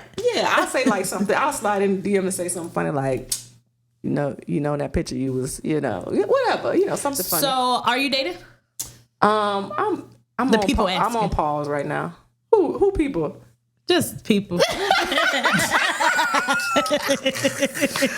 I'm on pause. This is my pause season right now. Yeah, I'm on pause. I think you know, I got into the space and I don't know if it just wasn't exciting. I think that I jumped on the app and I started just getting to know people, and I think that they were nice people, but I'm an energetic person, and it's just like, dang, the energy is not. Gotta keep up. You tried it, huh? It's not. So I guess that's like the new common playground then. What's that? The apps. I love apps. I got people who super hate them, but I hate them. I'm an advocate of the apps, bro. Like I like to filter through. I gotta see who you are, but it's certain apps. Like I wouldn't get on BLK. I'll get on What the hell like is BLK? the black app, where it's all blacks on Got there. you, okay. But like I'll get on Hinge. It's like more like personality questions and different things like that. You still have to have a system, right? Like so. It's easier and faster. I don't like the system. See, I feel like a system. Yeah, it is a system because I feel like it's better. You can go on there, filter through people. Like, okay, that shows a little bit of your personality. Cool. You know, if they, their education or like their job, like they really put, all their stuff on there or whatever. And then they put like little glimpses of like their answers to different questions. So I think that's fun. Like, okay, it's showing a little, and then you can like do voice memos so you can hear their voice. I got this voice thing. Like I got to hear somebody's voice. Because if you got a high pitched voice. Yeah. I made a mistake once and I'll never do that again. Like I'm on a date like, ooh. Remember back in the day we had the voice message. Yes. Yeah, with the R&B in the background, I just think it's a quicker way. Exactly. It gives you like more variety, I guess. It gives you variety the too. Distance, it gives you the outskirts. Yeah, and then it's like, you can choose who you want to talk to. So everybody can't just slide in your DM. They match you based on if the woman likes the male, the man. You know what I'm saying? So I love that. So it's not just an overflow of like anybody. I like her. Yeah. So it's because you can get on there and get flooded with like, it could be overwhelming too. Like, dang, like is everybody thirsty out here? You like short guys? I've dated some short guys. You ever do as long as we're the same height, not short dudes. Like I'm 5'5". You gotta at least be 5'5". Like sit your little ass right. down. Can't be looking down. Kevin Hart, relax. But my friend Ashley be like, girl, you love you some short men. I do. I really had some great experiences with some short guys. So I'm never hung up on height and all that stuff for sure. Ness, you like short guys? Can't do it. She said she don't want nobody. What if he's everything you need? What if he can check all the boxes except for height? Oh, then yeah. Yeah. You know what I'm saying? Yeah. See, and the reason, again, back to not liking apps, that's the reason. I'm more of like visual. Like, I got to see you. Yeah. Like, so that's some rules. Like, that's a rule. Like, you can't have the camera this close to your face. Back up. Is the mirror clean? But still, I guess pictures still can show that. That's what y'all always. It's just annoying. Women be on filters. No, because I know women be like, but I have rules for that too. Like I put up, a picture of me that's my regular, like dry ass face. You know what I'm saying? I'm putting up a picture that show my personality. As real as possible. I'm trying to be as real as possible. I may throw one filter up there. Dang, can I get one? Right. But my whole thing is not gonna be filtered. You know what I'm saying? So I put just enough so people can like see my personality. I think everybody should do that because if you on there and you have one picture like this. Like back up from the camera, sir. I can't. Or you just mean mugging. All show me those your selfies smile. That's neck up. Like, yeah, like that. In the bathroom. They either in the weight room or in the bathroom talking about something. See, and then that's just annoying. Like so you gotta look through everybody. What's his body like? Because I'm just and then it's like I gotta see your teeth. Same. I gotta see your nails. That side tooth missing. It's not a problem, but it's like a problem. Do you spit when you talk? Because there's some people that feel like when you walk. Quit talking about you a grown man status and blah blah blah. But you got a whole dental plan. But ain't had a cleaning it since 87. You know what I'm saying? Invest in braces. Invest in some, get your professional whites together. I've dated some people that didn't have like the best teeth or whatever. But at the same time, it's like, as long as it don't stink, your breath don't stink, whatever. But I do, there's certain things that you look for, like, because that's going to tell me if you're really taking care of yourself. You know what I'm saying? Yeah. That's all. So, speaking on love, I did want to ask you about love on the line. Okay. Yes. Big up IDMG. Yes. Hey, my I love Love on the Line. Oh my gosh. What's this, third year? Yes, third year. We coming together as a community again. Where did it come from? So Mike just had this concept of like, he wanted to come back to his hometown and really like put something together on the lawn, bring the love of the community back. Cause again, we all were born and raised here. So like, we remember those days, like those, just being in the community. You remember being on Fremont and just being on this last year with the cars. That's how I felt for real. I'm like, everybody outside. We outside. It was like a big family reunion. Like you know what eating, I'm saying? cooking out. They got the lawn chairs. It was lit. Yeah, it was a whole situation, and it's just like it could be so much more bigger because we got the support of the city. You know, they want us to do it bigger. They like, why can't y'all make it a whole weekend type stuff? So it's growing and there's levels to it. But we just super love that the community wants to come out and support it and just be a part of it. We have a major headliner this year, y'all. So y'all got to come out and support it. I know a lot of people are like upset about the, we have to charge tickets because this stuff is just not, mention that. Like, early bird now. tickets on sale now, $25. But I did you spend that at McDonald's. Stop playing. For real. I did see how kids much. Under 12 free. Get outside. Stop playing with me. You know what I'm saying? Stop acting like this stuff is, you know what I'm saying? Because people, it's too much. He put a lot of money on this, you know what I'm saying, the first few years. I saw how last year, I just witnessing how much, This is how much love he got for this community. You know what I'm saying? For real. You know what I'm saying? Muggs is putting a lot of money up to make it into something that's going to grow and it's going to be beautiful, right? Yeah. But it's going to be powerful, and we just want to keep making it bigger and bigger and bigger, so that we do have community members involved, and we do keep pouring back in, and we keep making it like all eyes on Elgin, because a lot of people be sleep on Elgin around Illinois. You know what I'm saying? They really be sleep on it. Like, hey, Elgin got black people. Right. All my city friends like, where is it? That's why y'all even, So Right. and like, it's not the country. It's a beautiful place, So it's bringing some more like life, right by the river, and light to an attraction. You know what I'm saying? We got a huge response for people that is not from Elgin that's coming and just supporting. Tickets going on fire already. It's just crazy. It's an amazing experience. Like just summertime, right before kids go to school. I think the kids in school by then, but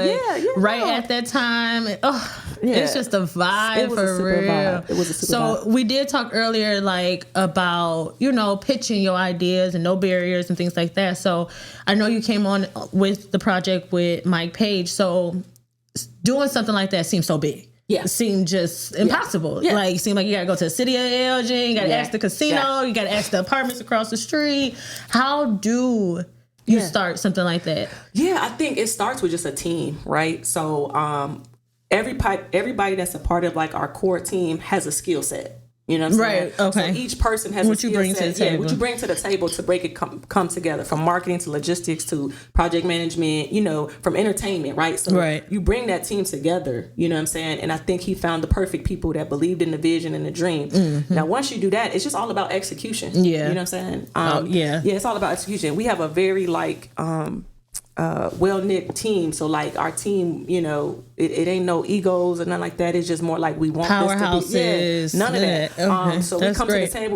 We come to our round table. We have discussions, and we don't always necessarily agree on stuff or anything like that. But we're passionate about. But know how to disagree. Yeah, absolutely. Yeah. And I think anything outside of that is just a process. I think people can get intimidated about the process, and it can be overwhelming. Mm-hmm. You know what I'm saying? You can get overwhelmed. You said I gotta go where? How much? Then it gets nervous. Yeah, no, and I think it's just more like being assertive and knowing that like this is what you can bring to that space, right? And just it's something we needed for real. Something absolutely. we needed. Absolutely. It's such a vibe. I can't get over it. Yeah, no, it's a real thing, and I think the city of Elgin is just doing more with their co-sponsorships and stuff like that, where like people who have things that they want to do or whatever, but they're really looking at now is how well you can put it together. Yeah. So they're not just accepting anything, you know what I'm saying? So you have to have your stuff really planned out, they do. Like they set meetings and you're meeting at the big tables with all the head honchos and blah, blah, blah, you know what I'm saying? So you have to be on your stuff, stand on your business and know that what you're doing, believe in what you're doing, and get it but done. It's a process. Yeah, definitely. That's once you learn it, you got your blueprint, and you just you keep making it better for the next year. That's what's up. I wish that we can really, come more together, what I'm saying, with these types of things, because, I'm just going to keep it a buck. There's a lot of other things that happens. Yeah. You know what I'm saying? You got the love on the lawn, then you got people that want to sit here and want to outdo the love on the lawn. And say, yo, I'm finna put this on for Elgin, and to me that's unnecessary. Well, yeah, you know what I'm saying? And I think what it did was it started to really spark a fire of people just wanting to do more in the community. So we don't necessarily look at it as like a bad thing or like competition or anything like that. Like we love the fact that like loving and longing, that's not the competition. no. I know you're trying to take it. I'm trying to bring it back. So, but we love the fact that people are. We love the fact that people are taking their own initiative and trying to do other things. Like it don't have to be just love on the lawn. You know what I'm saying? We're gonna do what we're gonna do, and we're gonna do what we're gonna do. Right. Okay? Absolutely. But everybody else, like the smaller things that's happening out here, like yes, do that, because it's all about. We got to remember the focus is our community, right? Like the focus is we want to keep bringing these little things that make our community thrive. Oh, this weekend is popping. This weekend that's popping. You know what I'm saying? So it's like. But I know sometimes egos and different things can get in the way of that, and that can deter people from wanting to support different events or whatever. But I think in all, collectively, for the community members who really truly believe in this space, we got to be okay with everybody just doing whatever. We can't see it as competition, and we can't see it as like, whatever. It's just if you're inspired and you're a good person, go out there and do something. Do something in the community that's going, you know what I'm saying, get some positive feedback, because people have zero problems with supporting good things. None.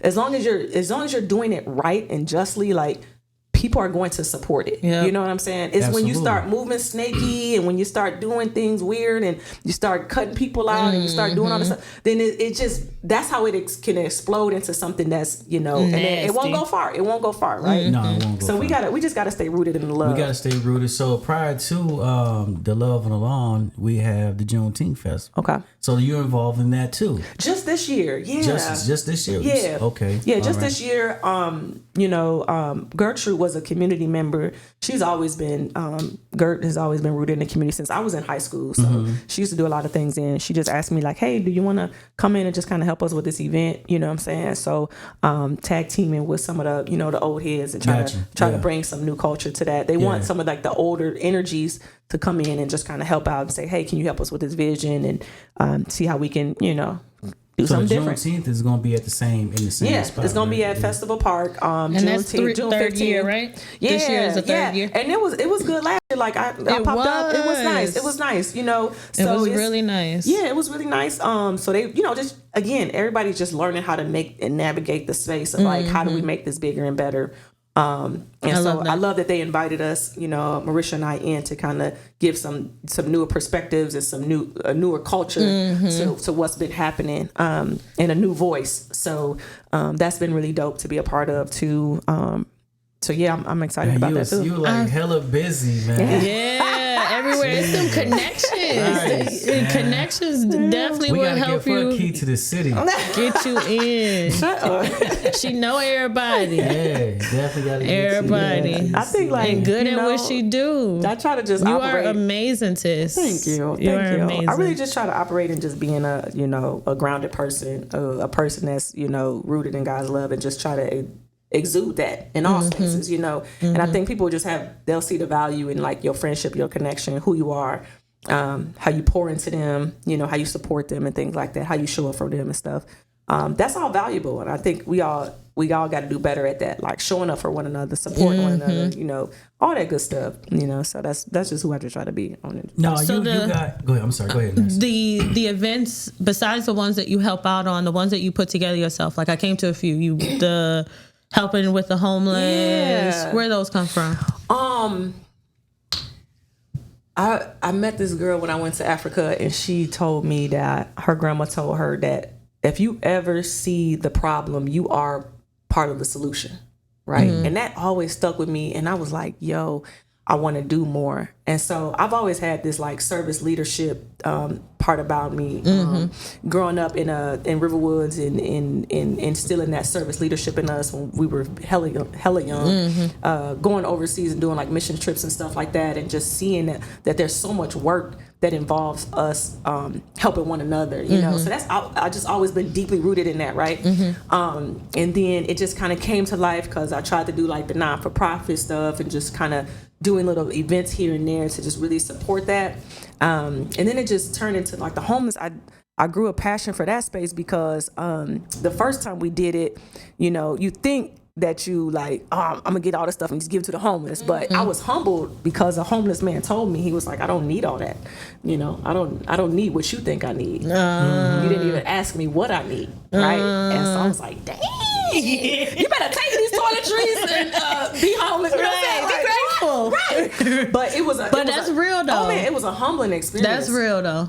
And so now we just, you know, for me, I just actively do it. And then it was just like a group of people that was like, hey, we want to help, you know. So that kind of grew into like a homeless group of folks that like, hey, whenever you're doing something now, like I want to be a part of, right? So now I just emailed the lady at the crisis center. We want to do an event with them, you know, stuff like that. But it's really just saying, hey, what is your need? Right. You know, what is your need, and how can we be a support to that? Because it's so many needs around here. The homeless population is growing, you know, and that's just crazy to me because I grew up never really seeing homeless around, like walking the streets, begging, peddling, you know, I didn't really see that. But now it's it's everywhere. So I'm like, dang. So I don't know. I feel like a little City is crazy. Yeah, we spoke about that, man. I ain't been there. It's crazy. I've just drove past. It look like go down up in there. It's crazy. Since the last time you've been there, because you did something like 2 years ago down there, right? Yep. I'm fascinated because it looked like. You went down there? No, I didn't. I just drive past it. And it looked like a village down there. It looked like it's apartments. I'm gonna turn it into a whole script. It's correct. Like when you go down there, first of all, you have to go through the trenches to get there. Like you have to go through chinchillas or whatever the tire place. You got to walk down. You got to go over the train tracks, and then you got to climb back up go into the woods. And so they can all of that over there. Yeah, it's all of that over there because the city of Elgin don't own that. So it's an uncharted kind of territory. That makes sense. Yeah, so they can, you know, but when you go there, like people have designated areas that like, this is my home, like this is my area. So like they'll have signs up, do not trespass, like this is my stuff. Mama, she lives over there. She has a house now. A church built her like a little kind of like a small home. Some churches have gone down there and built that when you see it from the street. I knew I wasn't crazy. So they built some little small homes along the way or whatever. And so it's becoming kind of dangerous to go over there now because you know, people are kind of fighting over space, you know, whatever. Right. But it's a very well established like homeless setting. It's crazy. I heard. I mean, they got all types of stuff up in there, and so. But we'll go down there and hand out flyers and just talk to people and, you know, see what their needs are and different things like that. But really cool people. Really cool people. Have you ever worked with Paths of Elgin? I did. So, like when I do some of like the smaller, like, hey y'all, can y'all give me stuff? I call them up and say, what y'all need? What do y'all need? Okay. You know? But I heard that there could be some restriction there. So that's why we started reaching out to different organizations to say, hey, what do y'all need? Like, what do y'all need? You know, because it's all different. It's all different how they set it up. They doing a 5K to help the homeless. I saw you posted, but I'm fat. I don't like to run. They do. What I like is that they're given the option to walk it or run it. Okay. And then they have a 1 mile walk. Isn't it like at the end of the month or something? Yeah. Okay. On the 27th. Okay. They have a 1 mile walk, but they didn't give an option for like the adults to do that. Like they forcing us to do the 5K or whatever. But I signed the kids up to do the 1K. I just feel like that's so interesting, so fun. I want to step my foot over in that area to help because absolutely. I don't know. It touched also like just a little personal with Turtle, his dad. So I just want to, you know, get in there, get in that space. Yeah, and I think because it is needed. Yeah, it's so easy to just reach. I think a lot of times it's like we think that the mission is so much bigger than what that's what we have to do. It's really just making a couple phone calls and just reaching out to folks, being like, hey, like this is who I am. I always just start off a thing like, hey, my name is Tissanie. I'm a giver. I'm from Elgin. I got a group of folks who want to give back. How can we support? You know, so it don't even be anything extravagant or anything like that. Okay. And then once they realize who you are, and then you just kind of build your network from that. Like they genuinely know your heart. Like, okay, it's Tissanie again this year. This is what we need: paper plates, whatever. So is that how you usually do your marketing for those events? Is email out, just send the messages? Yeah, I just hit up because I realize it's so hard to get a message out, like get people to realize, hey, this is going on. This is what we need. Be here at this time, unless it's the party, you know, unless it's Yeah. actually something that they gonna get out of it. I think that's when you tap into your own community, right? Okay. Like, so The ones who I don't- actually wanna help. Yeah. So I don't necessarily go out and be like, hey, everybody, I need help with Everybody, this. okay. It's just more so I'll be like, hey, I'm doing this. Would you want to be a part of it? You know, you reach out to your own circle of people to say, hey, do you want to be a part of this? Okay. Yes, I'll be there. I'll support you.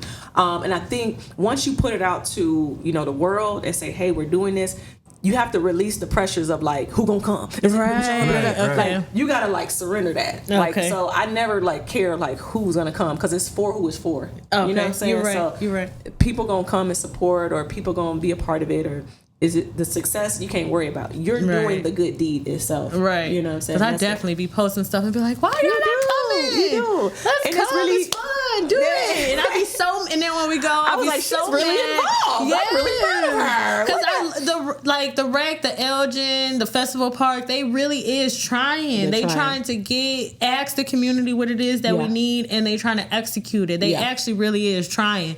So I love that. So when they do have stuff that I feel like people like me will like, I just share it and be like, look, this is what's going on. This is what's doing. Because it be feeling like it don't be nothing Yeah, going and sometimes on. it won't be your own that's going to support, right? So And sometimes you got to clearly- join those bigger groups, like what's Clearly. happening in Elgin. Sometimes you got to start your own community group. Like you'll start your own.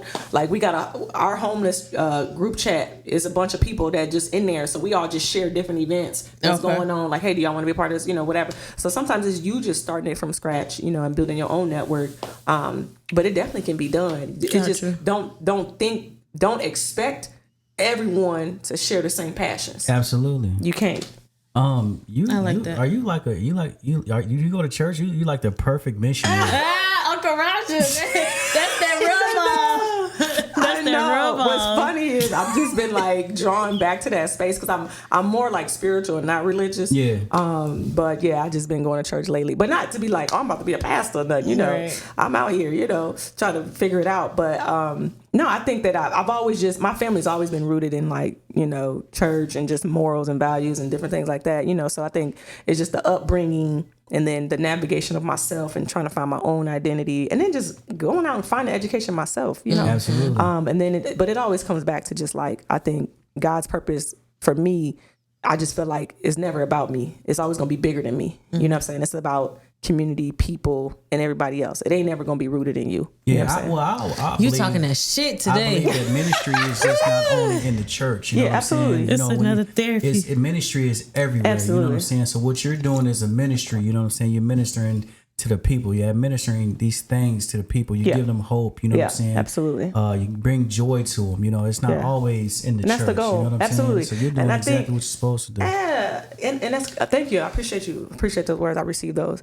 I think that like one of the scriptures, I don't know per se, but it just talks about like, you know, they'll know who you are by the way you love them. Yeah. You know what I'm saying? And I think like if we all operate in a space of just like more of a loving, you know, approach to everything, you know, then we're doing what we're supposed to do. You know, Absolutely. so that's what I'm Heavy is grounded the in, head that wears the crown. baby. You know, and a Yeah. lot of people don't understand that. Yeah. You know, many are called, few are chosen. Yeah. Because Yeah. everybody can't carry that They load. You know. can't. So I got this thing, you know, everybody says, hey, good morning, king, good morning, queen. Everybody's not designed to be kings and queens. That's just real life. But sometimes you have to speak that into them, though. Yeah.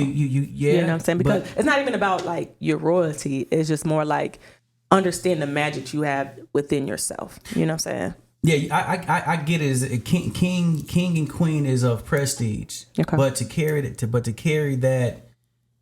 that title, Yeah. you have to live by a certain code. Yeah. But what know if you what I'm saying? what if you've never known how to get to that? You know what I'm saying? But Because then I you feel can't like be a king or a queen. Because sometimes it's about, and this is why generational curse I read is a big part of that is. A part of that story is that sometimes you don't even know your greatness until somebody speak it into you, right? Yeah, Like you don't but know. They just saying it because they say they think that every black man or every black woman is a They king should or a perceive king. themselves as such, right? Like for me, I'm always the yellow Power Ranger. You can't tell me, okay? I'm always gonna be this powerful being to myself. You know what I'm saying? Don't So be you can't tell whopping her- me. I am the yellow Power Ranger, but you have to view yourself as this more powerful, like you know, being of knowing that like I'm untouchable. I can do whatever it is I want to do. You know what I'm saying? Like God made me. I am a king and queen in these spaces. Like you got to know that, because if you don't, that's when you can get sucked up in this world, and that negative mindset and those negative affirmations will tell you that you're not. You know what I'm saying? So I think it's powerful for you to be like, remind people like, hey, you a king. Like, well, me? Right, what? yeah. You know what I'm saying? But it's still their choice to if they want to carry it, for sure. Yeah, you know but you got some that's identifying as kings. Like I said, heavy is the head that wears the crown. And that's really that, that right there is you taking on what you do. You're going down to 10 City, you're going to the Salvation Armies, the crisis centers. You're putting a lot of burden on you for the sake of others. A lot of folks ain't built like that. Right. You understand what I'm saying? And they want to have a title of a king I see what you're or saying. A queen, and you can't have a title of a king or a queen if you ain't really about it and putting that load and that burden on your back. You know what I'm saying? Yeah. So that's that's my little spiel about it, man. Yeah, I know. There's a lot of visionaries out there. It's a lot of. We got a comment that says Sonya. Sonya said, "Oh my God, that's my cousin." We love you, twin. Correction 2 of Elgin Finest. Love y'all. Family. Love you, twin. Who was Doodly? Doodly? That's what she said on here. Oh, that's what she called me, Doodles. Doodles? Yeah. You got a nickname, Doodles? That's just for her. That's just for my Sonya. Nobody calls me Doodles. That's cute. But Sonya. So, that's my love, though. Yeah, I love you. Well, I appreciate you stopping by. You know what I'm saying? I think it was a blessing to have you, man. And I just heard something. Oh. I heard a cat or something. No, I appreciate you for having me. I love what you're doing here. I've seen a few episodes with some of the local giants, and we need a space. We need a space to have these discussions and talk about some things and stuff. So I appreciate it. Yeah, it's about giving people space. You know what I'm saying? And I think again that's becoming, being taken apart. I'm so proud of her. I think they thought I was joking. You know what I'm saying? But when I put the post out there, and I'm like, oh, I got the perfect. It's crazy because I thought of her and I'm like, she been wanting your podcast, and then when I saw her on the web, I'm like, she slid in the deal. No, but super proud of her, because this is something that she was like, I know that I could do. Yeah. Like I could do this. Right. Like, I done called Tissanie too many times. I done called her. First step. Nah, she gonna be great. You know what I'm saying? I believe in her. She gonna be great. She's she's flowing with the convo and everything. She'll leave me soon. Yeah. And I'm gonna cry. No, but it's all about, you know what I'm saying, if I can bring somebody on, and I'm not the best, you know what I'm saying, I'm honored that you even came on the show, because you have your own podcast. A lot of people like, I got my own stuff, I'm finna, you know what I'm saying, do that. But I've been waiting like, dang, I ain't gonna get an earbud. Where's my t-shirt? What is happening? Shut up, I get a t-shirt. You got a t-shirt. You better shut up. Man, I sure was like, dang, that's bananas. I ain't gonna get an invite. It might be a little big. You can cut it up, but you know what I'm saying. I ordered a whole. I didn't put it like this. I didn't think it would be how it is. So you didn't want no women on the podcast. Just say that. Right, You got the extra large. That is so not true. So I figured if it was, an extra large. I figured if it was an extra large, you couldn't go wrong. They can use it as a bed shirt or whatever. I don't know what size. You know what I'm saying? That's right. Big up to Julie Bermudez. Julie Bermudez made the shirts for me. You know. Shout out Julie. Yeah, shout out to Julie, man. So this is humongous, but that's okay. I'm gonna need you to get some small mediums. That's on the next order. I promise. Because you're gonna get a lot more females on here. I like to have the females on the show. You know what I'm saying? Absolutely. And, it's a whole balance, and we can do different things. I want to bring females on here, guys on here, because there's a lot of things that we can talk about that happens in our community. Yeah. So it's all about just continuing the narrative, right? Like we gotta not continue, but changing and talking about it and having conversations. So I super appreciate. Like that's why we need more people. Like there's so many podcasts, but no, like that's because there's so much we need to be talking about. Mm-hmm. We need to be talking about this stuff. So Vanessa just don't like her name. I call her Vanessa B. Vanessa B. She's like, it's regular. What? Because your name is Vanessa. Ain't too much you can go. You can do like Nessa B. Vanessa B. That sound country as hell, don't it? Yeah, Vanessa B. Vanessa B. I think, what y'all think out there, man? Vanessa B, right? Like, what up, Vanessa B? Or maybe like another host me. name. Yeah, Vanessa B, that's me. Okay. I see what you're doing with it. Otherwise, it's like create your own stage name, you know? Yeah, tell her create her own stage name. But I mean, I think that's cool. You know what I'm saying? She gonna, like I said before, she gonna be good, and Yeah, she gonna you know be what I'm saying. The Most High gonna bless her. You know. Before we go, your daughter, you just did the Sweet 16 birthday, right? Yeah. You man, y'all put me onto some FTK. real music, man. Oh man, that was crazy. Was it? Okay, because what she know I don't listen to like a super lot of ratchet music. Well, no ratchet music actually. So I didn't know that the playlist was gonna be crazy like that. So she was like, I said, get some songs. I'm gonna send it to the DJ. Da da da. You know what I'm saying? So her and her cousin Tay, like they came up with this whole thing. I'm like, I don't even know no names on this list. I don't know any of them. But we get to the party, they talk about popping coochies and scooping booties and all. I'm like, I told him, check that out. So now I was heated. He ain't played Bust It Out. He ain't played Take It Up. Girl, and he not. Right. And he not. Man. So Hilarious. that's cool. And I appreciate you because I know So they do was you on your get neck. playlists Man, every I played time? a song, and I think when it first started out, man, it was like, put your fingers in my coochie. It was like crazy. I was like, wait a minute. What? Yo, and mind you, we just came from the mission trip, so I'm super holy. God. I'm super holy, like God loves me, and we come here, and I invited somebody from the mission trip. I'm like, cause he's like a starving, Judson student. I said, hey, stop by the party, we're gonna have food, blah blah blah. Yeah. He's like, okay, I'm there, cause he's not from Illinois, and I'm like, yeah, come stop. He hearing all booty crack, booty. I'm like, oh, so Jesus saves, right? Amen. I'm feeling like, Shorties is the hardest, man. That's my thing over there. Sorry, my phone. Oh, I was like, Is that yours? Is it yours? Is it mine? Who fault? Is your fault? That's your fault. Yeah, we about to title, but I was gonna say, man, young people, those are the hardest people to DJ for because their music is not that's like all terrible. YouTube music. It's So do you have different playlists for the crowd, or do you ask them for a playlist? When they're young, I say, let me get a playlist. Yeah. Because it's like TikTok-y music. Yeah. I don't even like, know if it's TikTok music. It was It's so like bad. when they did their presentations. I'm so sorry, but I'm sorry. And I they never did even apologize. acapella. When they did acapella, I was like, How do y'all know this words? dude, it was raunchy. I was like, yikes, okay. Yeah.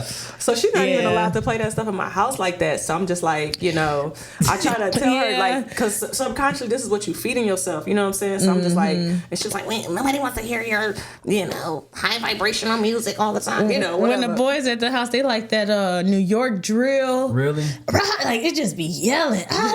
Bust his head, shoot his ass. What is really going on? We in the shootout right now. like I'm getting shot up. Like no, It'd be I can't wild. take it. Yeah, No, it'd be hurting I my agree. head. But y'all helped me out though, because I ran into a situation. I was on the west side, and they was like, "We want to shake our ass," and I'm like, "All right, So I put on some juke music, and they was like, "Nah, that's not it." And I'm like, "Well, what? Like, damn, what is it that you want?" And they put it, gave me a song. I like it from the back. I'm like, okay, Whoa. so it's like a footwork song. Yeah, that you know what I'm juke saying? It's like a I'm juke, like- but it's a music, whole yeah. new style I of know, juke music that's out. And I ain't gonna lie, once I got your playlist, I was like, this is it. I'm ready for the West Side now. I didn't know anybody. I looked at it like I don't know anybody. And the on names this be just list. like initials now, like the rap names I just be don't. I'm like, who just- are these people? Sometimes like, trust me, it's cool. Blah blah blah. Because I'm like, and she was like, trust me. And since it's my party, I have one request. I'm like, what? She was like, it has to be the real version. I was like, okay. Not the cut. You know what I'm saying? So she already knew she wanted to be the most ratchetest, trappedest. Like she like that's It's what I her told birthday. You. She gonna be down the street at Hey, ECC. That's what she Ness, gonna let be. me tell you something. If we was to play it in here, it'd sound like this. Mother.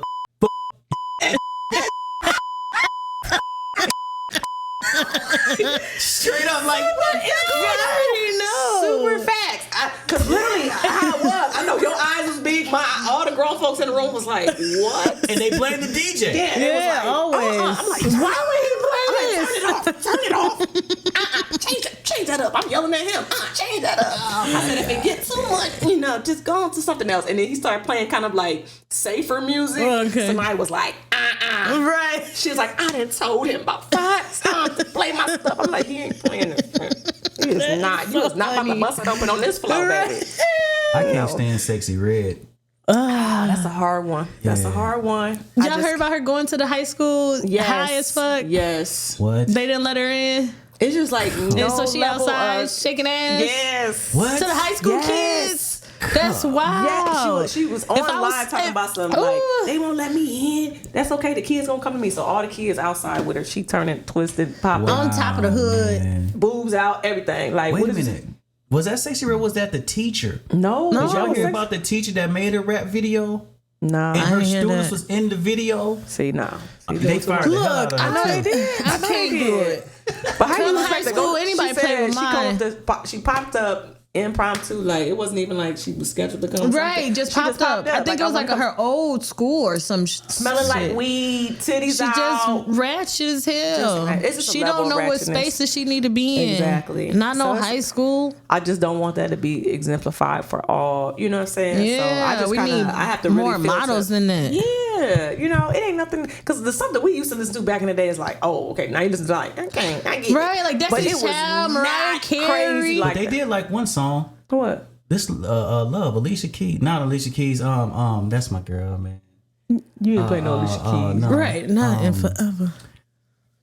Lauryn Hill. No. Well, I can't think of her name right now. This is like one of my secret crushes, man. She new right now.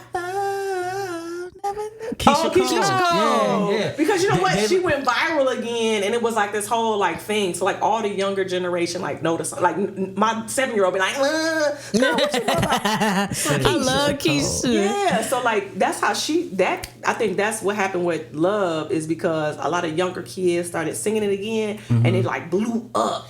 And then now, like all the kids know. Please pump the 2000s back into the TikToks. Yeah. Because that's where it's at. That's the fun Chanel of it. Joanne said, "Get off sexy." No. I love sexy. they- I'll pop my ass to sexy any day, all day. But not the kids. Not the Not the kids. kids. Not high school. Not high school. Not the kids. I was at a Kinsey. I did a Kinsey the following week at the place. What's the place again that we was at? That you had. Frida's. Frida's. Hey man, if y'all Frida's is a nice It's a setup. nice spot. That It's is a nice spot. It's setup. just really Frida's? nice. It's an event space on Highland Yeah, and 31. Frida's is nice. It's like man. an old warehouse, but she's really good. She's nice. You know, You they can their rent it out staff- for just like events. Yeah, they got a bar in there too for the Yeah, adults. it's nice. I mean, it's That's real nice. nice. They got lights on top, so you know. And it's just called Frida's. Yep, Frida's. Frida's And she's party room. reasonable with the prices Yeah, she's too. reasonable too. Oh, And say she got that. security if you want security. She got Yeah. security. Yes.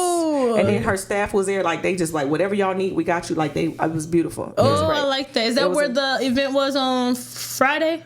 That y'all went to? No, that was at the Dream Hall. Okay. That Black Abundance Yeah, put on yeah. by Charles Wells. It was beautiful. Oh, It was okay. beautiful. It looked like it. That's why I thought it was Yeah. somewhere new. Yeah, no, it's they really trying to build up that down. You know, they doing the construction down there, so they're gonna be able to do like live music in the center right there once it's done. okay. Yeah, they about to do it up. Like So they was doing it during requested. They was Fresh like, "Can Market. you put on anything sexy red?" And I found Ooh, the least sexy. ratchet. Ski. yeah, ski.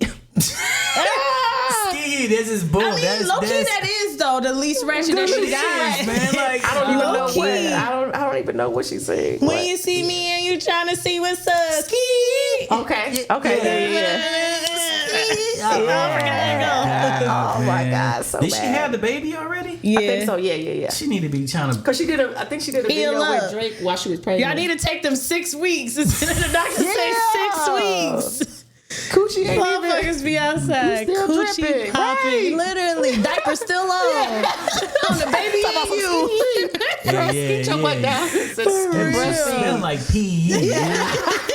The hell? Come on, sexy man. No, for real though. Take them 6 the whole weeks. situation. Just Yeah. chill out. I'm not. I listen to just kind of like a whole different vibe of music now from when I was younger. So it's really crazy. So my change up is crazy. And so I be like, girl, can you get something time to turn up in this butt? Sorry. Is Mary your auntie? Yeah. Yeah. I was in church, but I was like, dang it. Because Mary, you, and your mama, they look alike. Who look like Mary? I mean, not. Yeah, just like We all got the high cheekbones. Yeah, and I'm seeing the resemblance. I'm like, You can see the resemblance, yeah. I was like, dang. Yeah. And Mary be Mary at the and rec Bruce, with the man. kids, with the my band. She be gosh. outside. Yeah. She gonna take them kids to the game. Sure. I see her all the time. She Dragging be having the their kids bags, around. everything. She gonna be Mary and Bruce, outside. some good people, man. Yeah, they Mary is. Shout and out to Bruce, them. man. Yeah. All right, we about to wrap it up. Tish, you want to tell them where they can find you and your Nope. information? No, I'm just kidding. She just said she don't like nobody finding her, knowing where she at. I just went, you know, you can find me on nowhere. No, I'm just kidding. You know, Instagram, Tis0921. Amazon Books, Tissanie Simmons. Just put my name in. Books will pop up. She Before Me, the podcast, is on every iTunes, Spotify, everything you could think of. And what else? Yeah, y'all be at the Love on the Lawn. It's about to be beautiful. We coming together. Yes, sir. And this headliner gonna drop May 5th, so be excited. Y'all better be outside. Yeah, we Stop outside playing. this summer. Stop playing. That's what's up. Next, you want to drop you where they can find you? You can find us on our page, but your own Right. They personal know stuff. where I'm at. It's Vanessa B. That's me. You didn't even sound like you was really. I think I'm trying to get the flow of the name, like Vanessa B. Vanessa you can't say it like that. I don't know how to say it. You gotta be sexy with this. Vanessa B. Yeah, you know. But he said I gotta be hollering. No, I didn't say that. That's just how I'm like, yo, what up, Vanessa B? Like, yeah, what's up, y'all? This Vanessa B. You know, you know what I'm saying?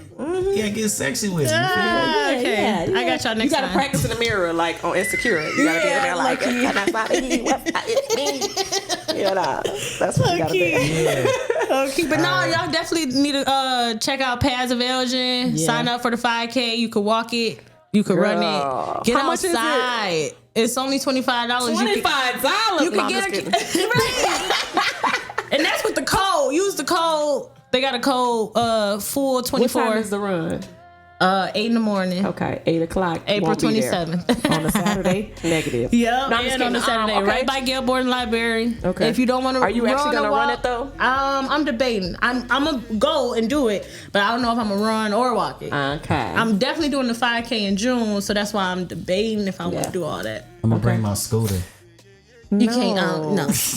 No, they gonna keep Get you out off there and of that. jog, sir. Hey, listen. Right. Or you could walk it. It ain't that hard to How long? walk. How many miles? 5K is 3 miles. Three and a half. Yeah, 3.6.